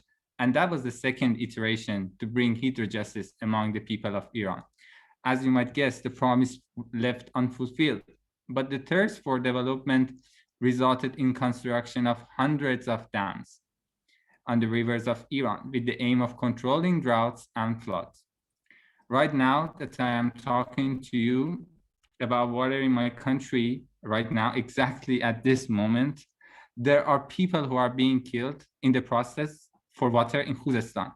One of the main reasons of this drought is the construction of this Gatvand dam, the greatest one, as they say, in the Middle East. But how? The dam was close to a salt cliff, and as a result, water turned salty and ruined all the farming lands nearby and killed many different species. Now I want to return to that verse in the Quran. If we wished, we would have made him salty. So why are you not grateful? The people who were once gathered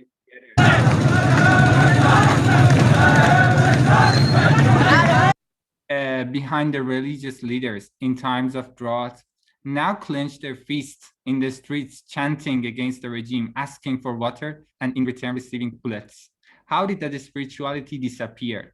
Can you bring it back? I ask myself in the end, how I own this water and how it owns me, how it owns us. I ended up with this question of how can an emotional and spiritual relation with water create new narratives of heterojustice? So in order to answer this question, I had to look for the roots of beliefs around water in the local context of Iran. I studied belief systems, mythology, ancient structures of water management. I talked to people from International Center on Qanats and Historic Hydraulic Structures and the Darwish Sufi. So the first thing I found out was that the nature of water is dualistic. And that is what shapes the delusion of water in central Iran. It begins everything and it could end them. It creates, it destroys. It could be salty, it could be fresh. So the next thing I found out from the rituals and ceremonies that there are different strategies to ask water. And one of them is defiance, in which people do not try to please water or the gods, and instead commit sins to make gods angry and treat them that if you don't send water, we will continue committing sins. In one of them, for example, people will hit the good man, the Sayyid, every day until it rains. Next, I discovered that in order to understand water, Zoroastrians give some character, Adu Fradu, who is in charge of the dissolving power of water, and there are also other Fradus. We also have it in the physics. So we want to understand the water in the physics and science. So we do the same thing. The qanat is actually created based on a very basic physics law, the principle of communicating vessels. And we relate it to Pascal, the scientist who articulated it. In these days that we were all suffering from what is happening in Khuzestan and before in Baluchistan, I was asking myself, What can I do now being thousands of kilometers far from my home, being desperate for my people? So I arranged a ritual in my home and invited some of my friends who had the same concern as me. That was where the second part of my question for how water as an agential actor manifests itself through an absurd ritual of restraining thirst.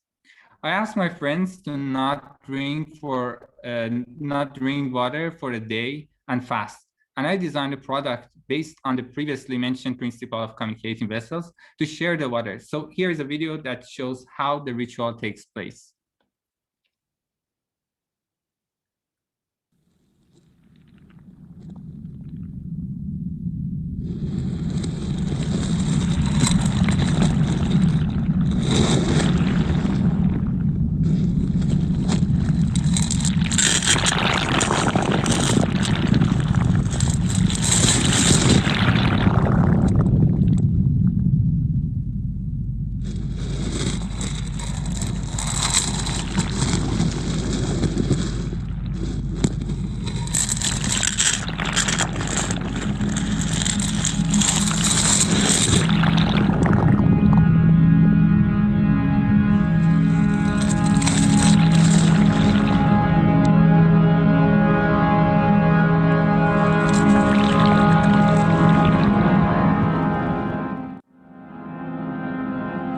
تالوی ما تشنه است. آب مقدس میخواد. چوپان التماس آب میکنه، بر التماس شیر. ای آب به ما برس. آب به پایین نگاه کن، به قلب تشنه ما نگاه کن، به پاهای برهنه ما نگاه کن. آب، آب، یه لقمه نان. ظرف کوچک من التماس آب داره.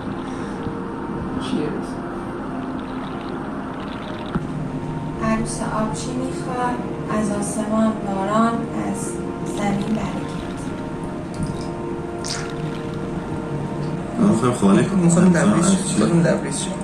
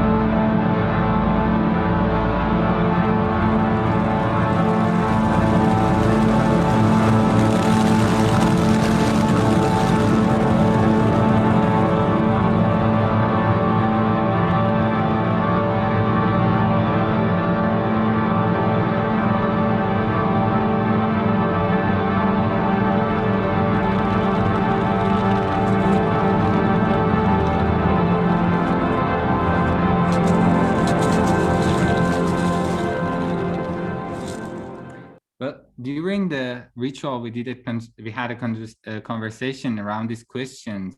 How can we show our devotion to water? What does it mean that water is everywhere? How do we relate to water, to each other? Can we really control the water? Is it graspable? How does it control us? Are we of the same spirit? By asking these questions, we try to think beyond human-centered and nation-based narratives and explore forms of fluid solidarity in bed togetherness. I urge you to do so and do not forget about Khuzestan. Thank you so much. Thank you so much, Amir. You're welcome. Now I'm going to introduce you to the next person in line to take the stage, my dear friend Kayla, the most curious one among us. I also have to add that she might not know it yet, but a short chat that we had together about water helped me so much to make my thoughts concrete and finally deliver this project. So thank you. Good luck, Kay. The stage is yours. Thank you, Amir. Okay. Let's share.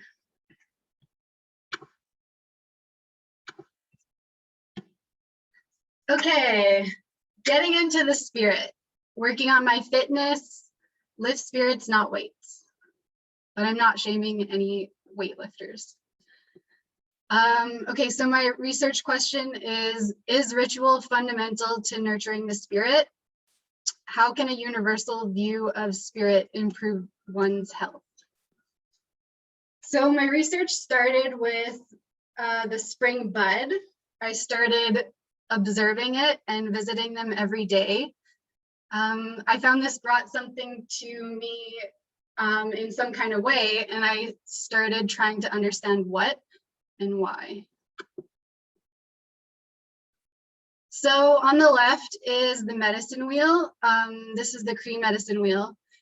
Each portion of it the medicine wheel in general represents balance, and each portion represents a different facet of a lot of different things. But in this case, what we're looking at is one's health. So there's spiritual health, physical health, mental health, and emotional health.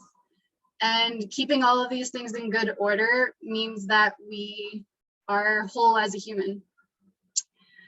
So I was trying to understand the correlation between this spiritual practice that I was partaking in and this program, and then also change, which is something that we're all invested in some way or another. I came across this quote in my research by Leanne Bettis-Amosake Simpson. When resistance is defined solely as large-scale political mobilization, we miss much of what has kept our languages, cultures, and systems of governance alive. We have those things today because our ancestors often acted within the family unit to physically survive. This quote is specifically in relation to Indigenous resiliency, but what I took from this is that change can feel immobilizing when you're looking at it on a grand scale. So I started to think on a smaller scope and what impact it could have on an individual scale. So some of the other things I learned from the research and from the lectures that we engaged in is that a people is most susceptible to totalitarianism when in a state of fear. And this was introduced by Dr. Samantha Hill on her talk on Hannah Arendt. And then something by Resmaa Menakem. We are in a state of fear. When we are in a state of fear, our vagus nerve activates our stress response functions. So the fight, flight, or freeze response. And when our stress response functions are active, compassionate thought or action is disengaged. So ultimately, if we are in good health, we are more capable of compassionate change, and spiritual health is essential for good health. So what I wanted to do, because the word spirit itself has been largely presented, I guess, by Christianity and Catholic, or just organized religion in general. I wanted to decolonize the spirit. So I started investigating spirit on my own terms.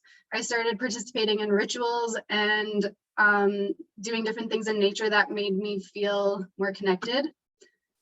I'm a jeweler, so I created this piece called Spirit Medicine. It has cedar, which is one of our sacred medicines, and it has sticks and rocks, which kind of acted as tokens in my spiritual experience. The rock is made to hold, as that tactile portion of it is important, and the piece was made to balance on the body, to represent balance with the body. So from there, I kind of started thinking about how spirituality and rituals existed for people who don't participate in religion. I interviewed some people in the Secular Humanists of Calgary group, and asked them what kind of rituals they participated in and tried to create a portrait of their spirituality. So this is Atheist 1, who described their spirituality. Oh, I guess I should say that I reframe spirituality in terms of moments of connection with ourself, with our environment, or with the people around us. And Atheist 1 felt those moments both in nature and in the shower, when you kind of have moments to yourself without technology. So this is an installation piece. Atheist 2 talked about their spirituality as taking place in moments of mundane tasks, so like washing dishes. And this person talked about the ideas that come to you existing as a bloom. This person was also very invested in poetry and saw that as a spiritual asset of themselves. So these images kind of incorporate all those elements. They also talked about connection with nature, so that's, yeah, part of it too. And then Atheist 3 talked about their spirituality as being associated with bubble baths. And I don't know if I'm allowed to say this because it's trademarked, but playing a particular game that involves spiking a ball with the people around them. So I created this brooch to represent, or close to the heart, because those are things that are close to the heart. So yeah, that's my whole thing. Ta-da! And now we will be hearing from Karen. So Karen is, well, speaking of lifting spirits, she has kept our group's spirits high throughout this whole process and always joins in with her mischievous smile, ready to challenge some kind of thing. So Karen, take it away. Hi, everyone. Thank you for the introduction, Kayla. Before I begin to speak, I want to thank everyone, and especially my fellow researchers, for this whole journey and how much I learned from each and every one of you. And to actually begin talking about my project, I need to talk about São Paulo, which is the city I live in. And for that, I want to walk through it with you. In São Paulo, the civil construction never stopped during the pandemic, while other forms of work were adapted to online formats and rethought. The so-called empty streets remain being of use by civil construction workers, street cleaners, and delivery carriers, sustaining this feeling of normalcy in the middle of a crisis. In the current urban narrative here, construction and maintenance are seen as the drivers of development and growth, and the main focus and belief system of a successful city. We are walking through Rua Cardeal Arco Verde, which was the main object of my project. In many ways, it has nothing of special, but in very small ways, it has many things that make it special. So I have talked to many workers and inhabitants of this street, and many of them had very little agency in deciding where they would work, a tie to the street that could be severed at any moment. And others had ownership, either by lease or occupation, of their spaces. But most didn't feel particularly connected to the street, and this collective shared space of the streets was often overlooked. And they didn't really know many other workers in the street, but had strong ties to the consumers of the establishments they worked in. Many of the conversations I had were organically shift into talks about religion or spiritual beliefs, and those help people create meaning for their lives. So I kept wondering, could we also use ritual-like practices to create meaning for the street and for our relationship with it? So I arrived at the research question: how can practices of reenchantment in urban space create space for imagination away from a productive-based categorization urbanism, subverting current power dynamics, which were very present in that street and in how people related to each other. I believe that to change a city, we can begin by envisioning and experiencing a change, shifting the focus on built environments to the appropriation and narratives created by actual bodies which temporarily inhabit these spaces.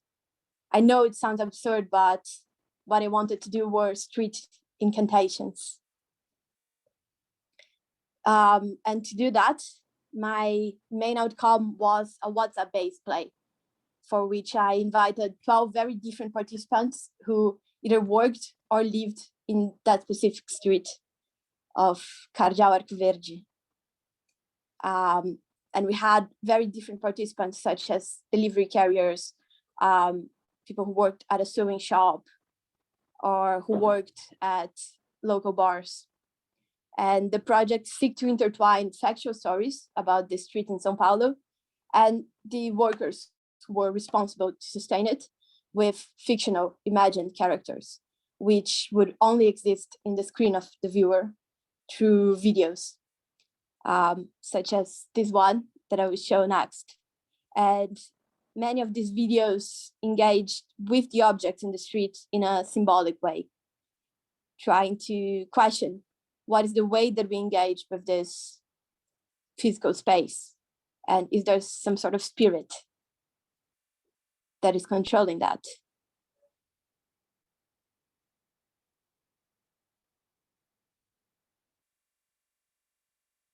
The videos also really worked with masks as this way to embody both anonymity and freedom.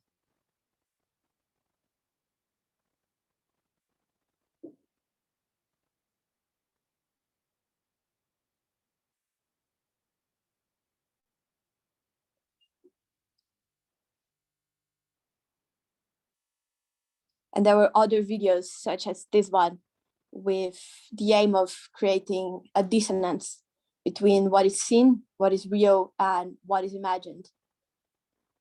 And for that, there were tactics of enchantment involved, such as the creation of totems using either biscuit or clay, which I did during my conversations with workers on the street.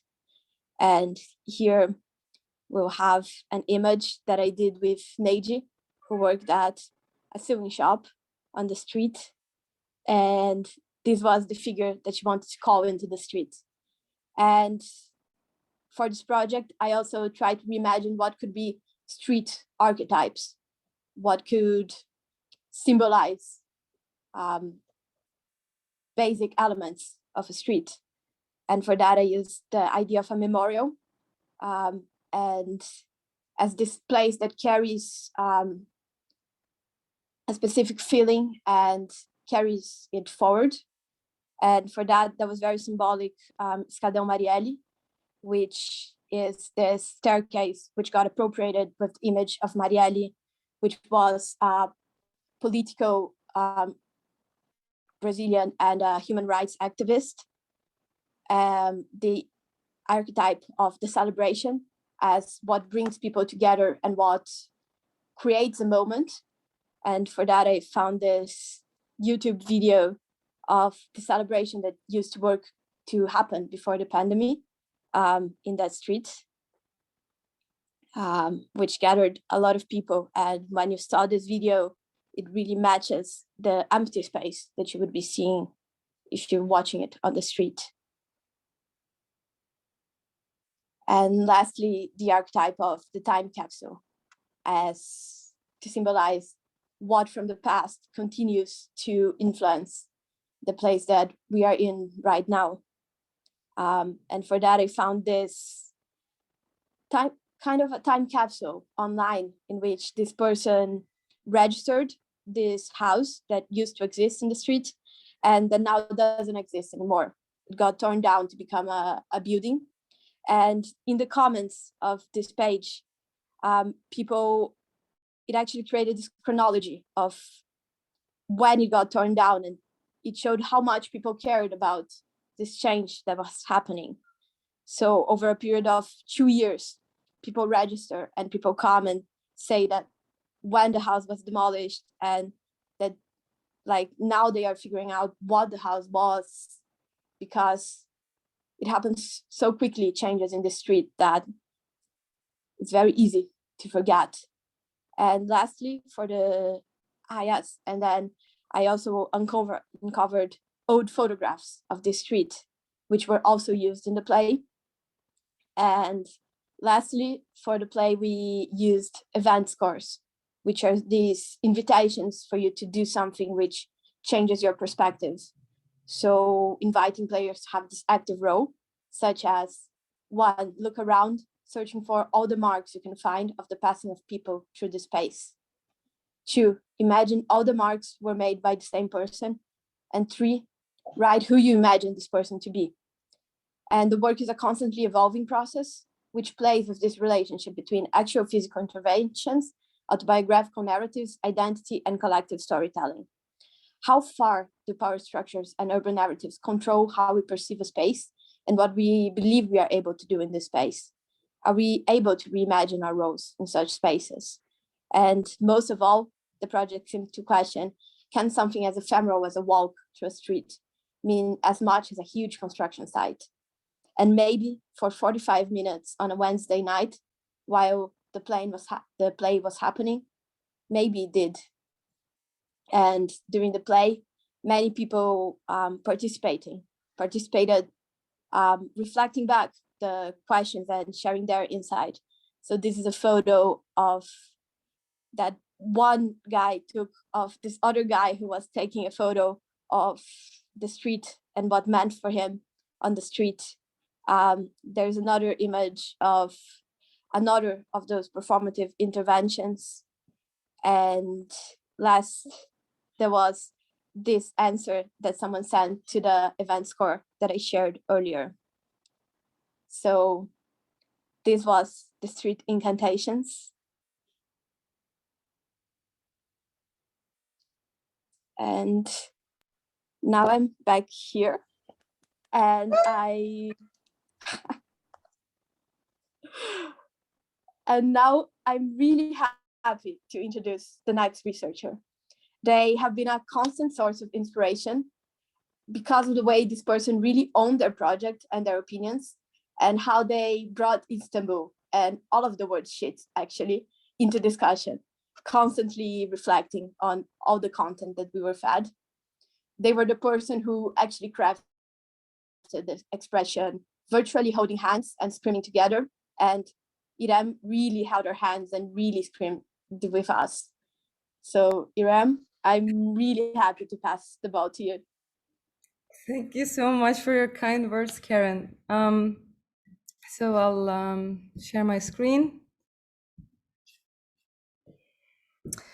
So when I think about my relationship with faith and religion, the first thing comes to my mind is a horrifying parable that my grandmother told me. She's a Haji, meaning a pilgrim. She visited Mecca and she's quite religious, and she told me a lot of stories like this when I was a kid. And this time I was 8 when she told me this, and for 20 years it has been sitting deep in my subconsciousness, because it's an eschatological myth that has been living inside me, waiting to be unraveled for these years. And I was also thinking about learning pole dancing through the second week of the program. It kind of like during the lectures, it hit me that I might use pole dance to embark on a journey to into the trauma initiated with this parable and reenacting it. So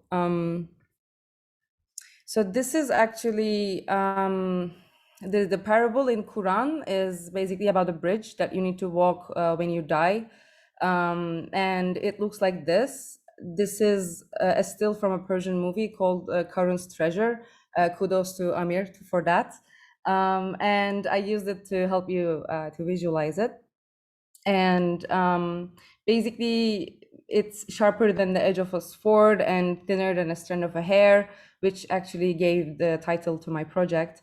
And if you are a good believer on Earth, it's going to be easier for you to pass it, but it takes thousands of years to pass, and there's fire below, and it's waiting for you to punish you. And if you pass the bridge, you reach heaven, and your limbo ends. So since this bridge freaked me out and horrified me for years, and also it's about binaries that I put on the screen here. I wanted to challenge them. And the essential principle of pole dance is to spin around a thin, solid structure. And I was also interested in the circular movements because it recalled fluidity to me. And I asked this question here for my research: what is the role of practicing pole dance to translate and transform an Islamic parable which contains intimidating and binary structures? And I started to take pole dance classes in the second week of the program, actually third, in a studio located in Istanbul. In this studio, women and LGBTQ plus individuals from various ideological and socioeconomic backgrounds come together and practice pole dance regularly. These people define this place as a safe and private place, detached from the conservative and misogynist reality in our country. And I was also dealing a lot with fear, the emotion of fear, and the overarching themes of Islamophobia, coming from such scary stories and practices of Islam. And on the opposite side, you have slut shaming coming from the stigma around pole dancing. So I also researched on the history of pole dance, and I found out that it started 800 years ago as a partially spiritual practice. So it got me really interested, and I started to draw connections there. And throughout the program, I continued my classes and observed my own thoughts, emotions, and experiences. I didn't expect this much pain and sickness coming from it, to be honest. And I was definitely not comfortable with my half-naked body.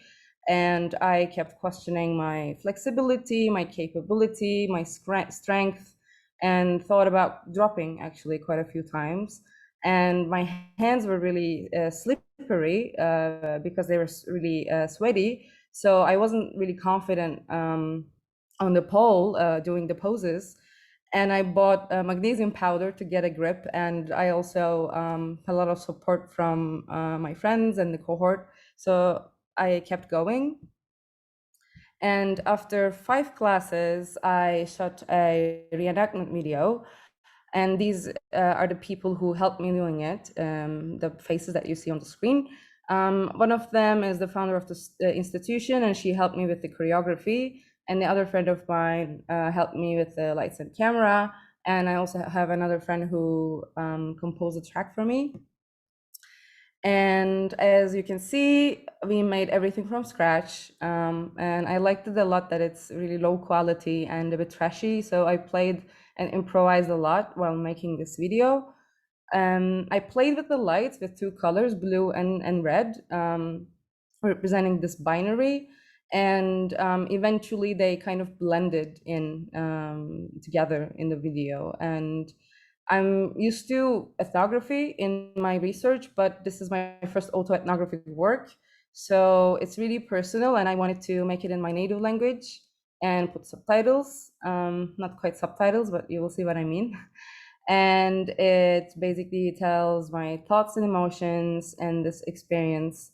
And by this, I basically aim to address the community that I'm involved in, and urge them to investigate the ways in which body practices, but also in this case, specifically pole dance practices, triggers the connection between physical activity and resilience through going from gradual physical strengthening to individual and social empowerment.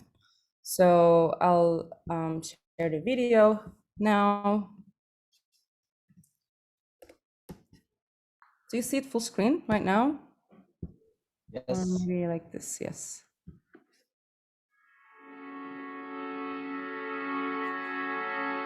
Soğuk. Aşağısı sıcak. beni korkutuyor. Ve acıtıyor. Çok. Yani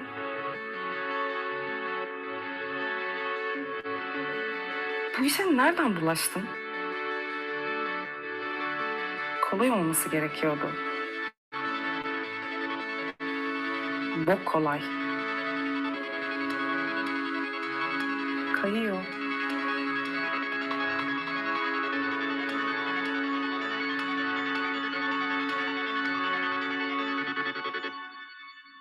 Bana ne vaat ediyorsun?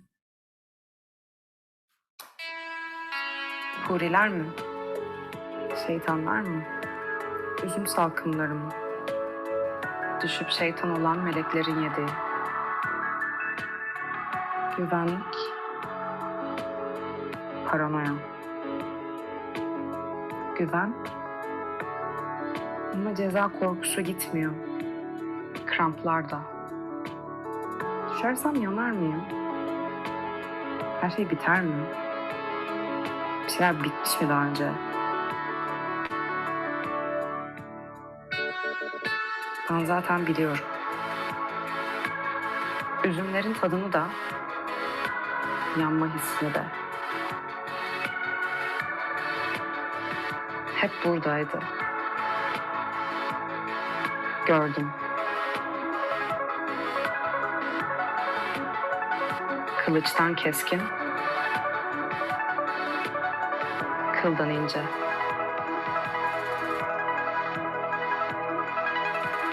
Bu bir köprü değil. Geçiş de değil.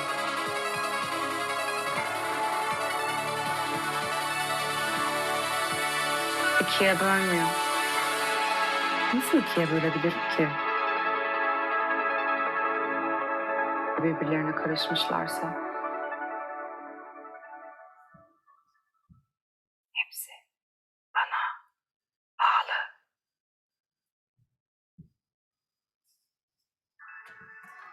Güven. And here it is.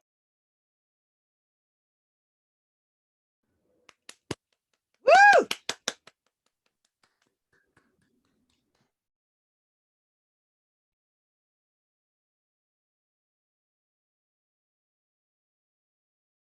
Sorry, I forgot to introduce the next and last researcher.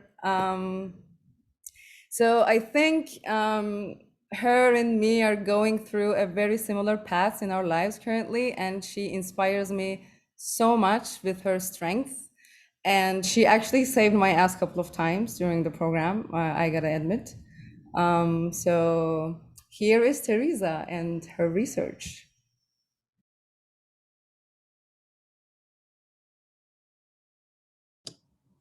Thank you, Irem. That was very sweet. And I'm super proud of you for that. It's looked amazing. And yeah, I have tears in my eyes, which is not so hard to achieve, but but yeah, so here we are at the end of the 3 months, and I would also love to just say a huge thank you to everybody before I show you what I've made and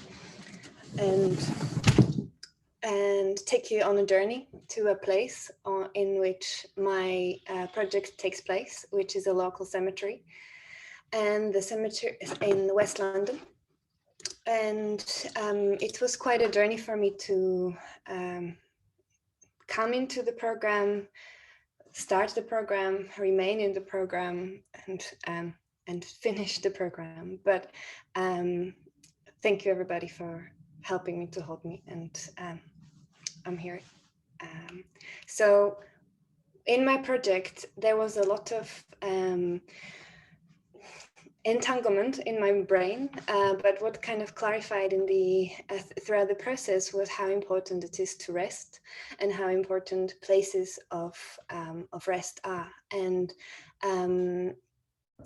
And my research question is, how can a cemetery be a space where this sacred pause and creativity serve as a tools for transformation, as a process of rejuvenation for the living as opposed to the dead, and also allow for reflection on the implications of the ability to rest and remember and forget. And so I will show you a short film that takes place in this cemetery and take you on a little journey. I hope it will work. Can you see? I think I have to.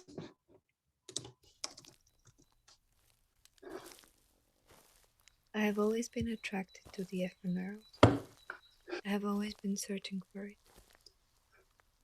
So it is no wonder that when contemplating on the supernatural and the sacred, on spirituality, I first stumbled upon the string theory and the universe with its parallel realities and parallel truths. Another drive of mine is always the human heart and our relationships and attachments. The care and love we hold for others, and hopefully for ourselves too. At the beginning, I was driven by trying to decipher and understand better these entanglements of family and relationships, of love and of the self. The entanglement took me to the roots and family trees, as I was going to this local cemetery to find some respite, to find some rest. The cemetery isn't really used as a cemetery as much these days anymore, and it is a beautiful place. Old trees and long grass and wildflowers. It connects the tube station with the hospital, so it is always filled with people, either walking by or on their lunch breaks, or Deliveroo drivers waiting for the hunger's rush hour. And I was here that I realized one day that actually all my research, my ideas, all the things that I'm interested in are in a way entangled and embodied on the ground of the cemetery. It is local, and it is a place where I would go in moments of joy or sadness, in moments of grief, but not just the grief of passing, but also the grief of feeling. And so I decided to focus my research and establish a collaboration with the cemetery itself. I found out that there is a local charity, Friends of the Markgrafine Cemetery, who are taking care of its grounds, of its historical elements, and of the nature, and that there is also a community around it. They meet every Sunday at 11 o'clock to do some gardening together. They take care of the trees, they take care of the weeds, they plant new seeds, and so I joined them. It was an escape from my grief to a grounding, moment to ground myself with the soil, the earth, the dirt. Throughout the process of getting to know the community, I was learning about their activities, their values and interests. One of the things in their mind is organizing a tree walk, and that inspired me to volunteer to create this map. I did ask myself, who is this actually for? And an honest answer must be for myself, but also for the cohort. There were a few moments that I felt that I had no choice other than to drop out. My mind was clouded, uninspired, and negative. But it was the generosity of the people from the program that held me.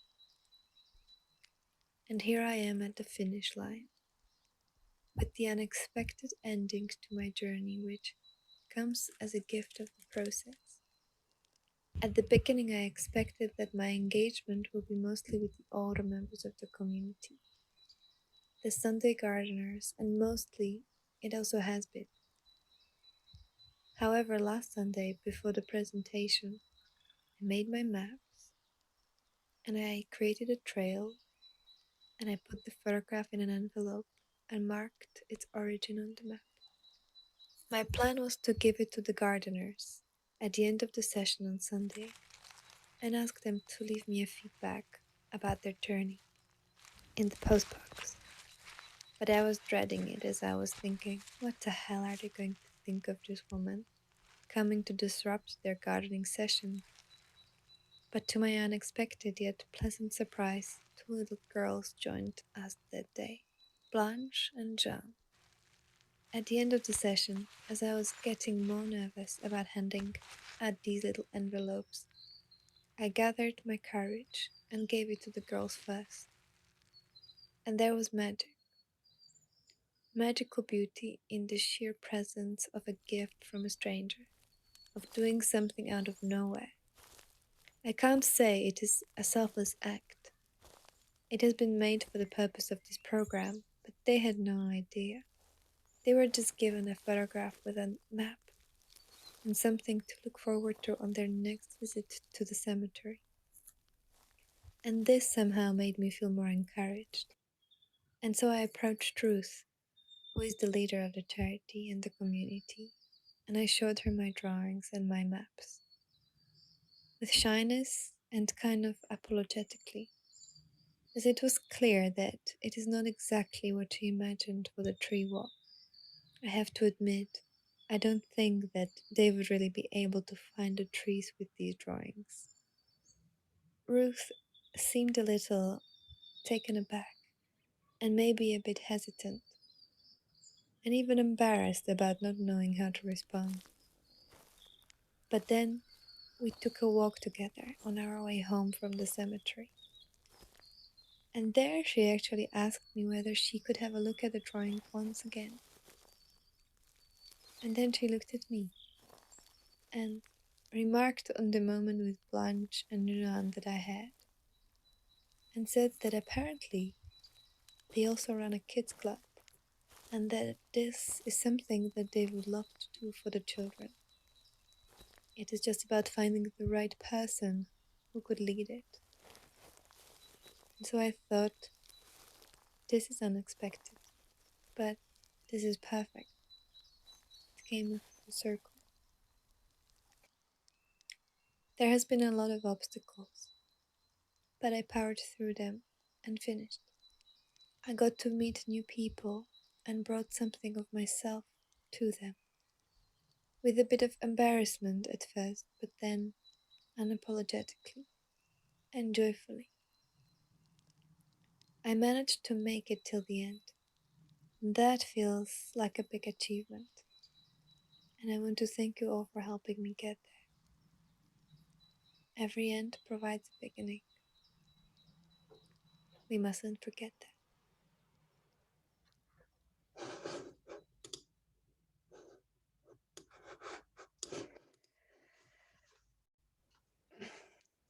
Thank you.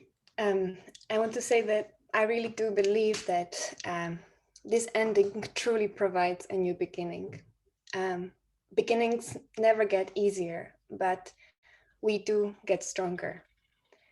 I want to believe that one day we will fly across the land and oceans and meet each other. And that when that beginning comes, it will feel like a déjà vu. Safe flight, fellow butterflies. I believe in you.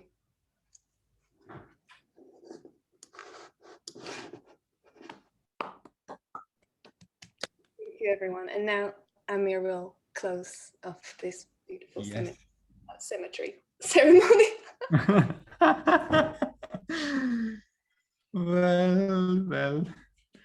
First of all, congratulations on my behalf to all my amazing colleagues for the wonderful projects. I'm so proud to be among you all. Great job, everyone. It was a long journey, but here we are. The caterpillars are now out of their cocoons.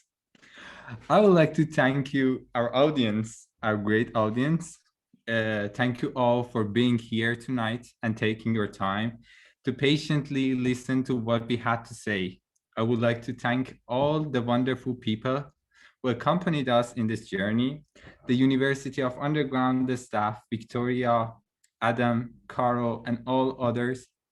our amazing tutors who inspired us with every single word they said.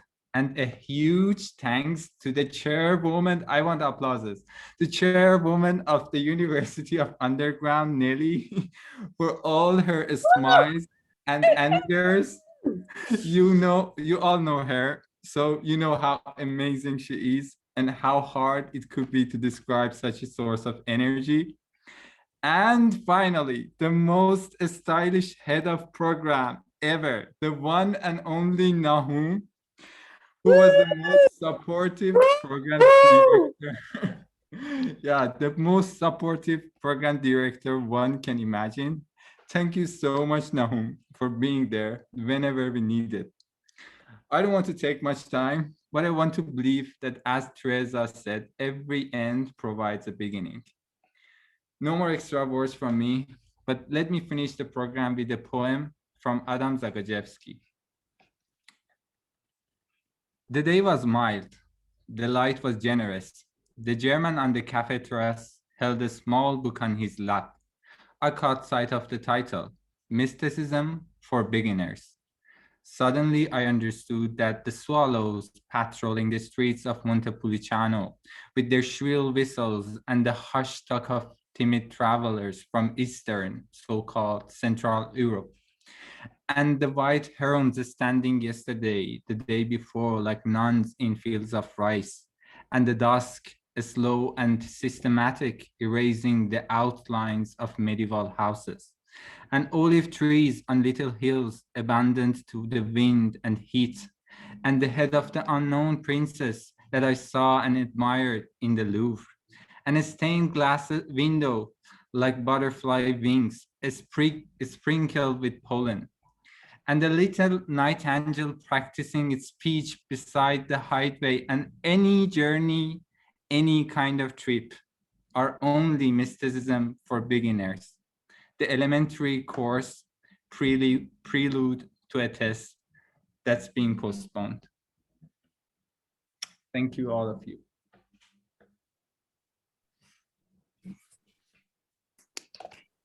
Thank you so much, Amir, for those words. I just wrote, I am so proud of all of you. And also, as I wrote, thank you so much for making me become a student again.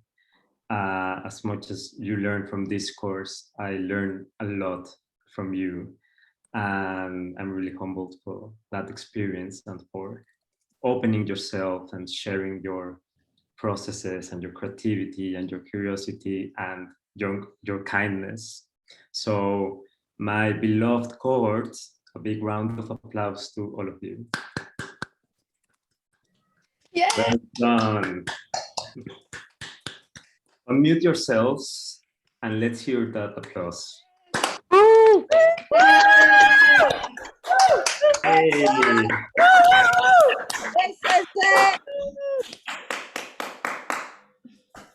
We are all believing now.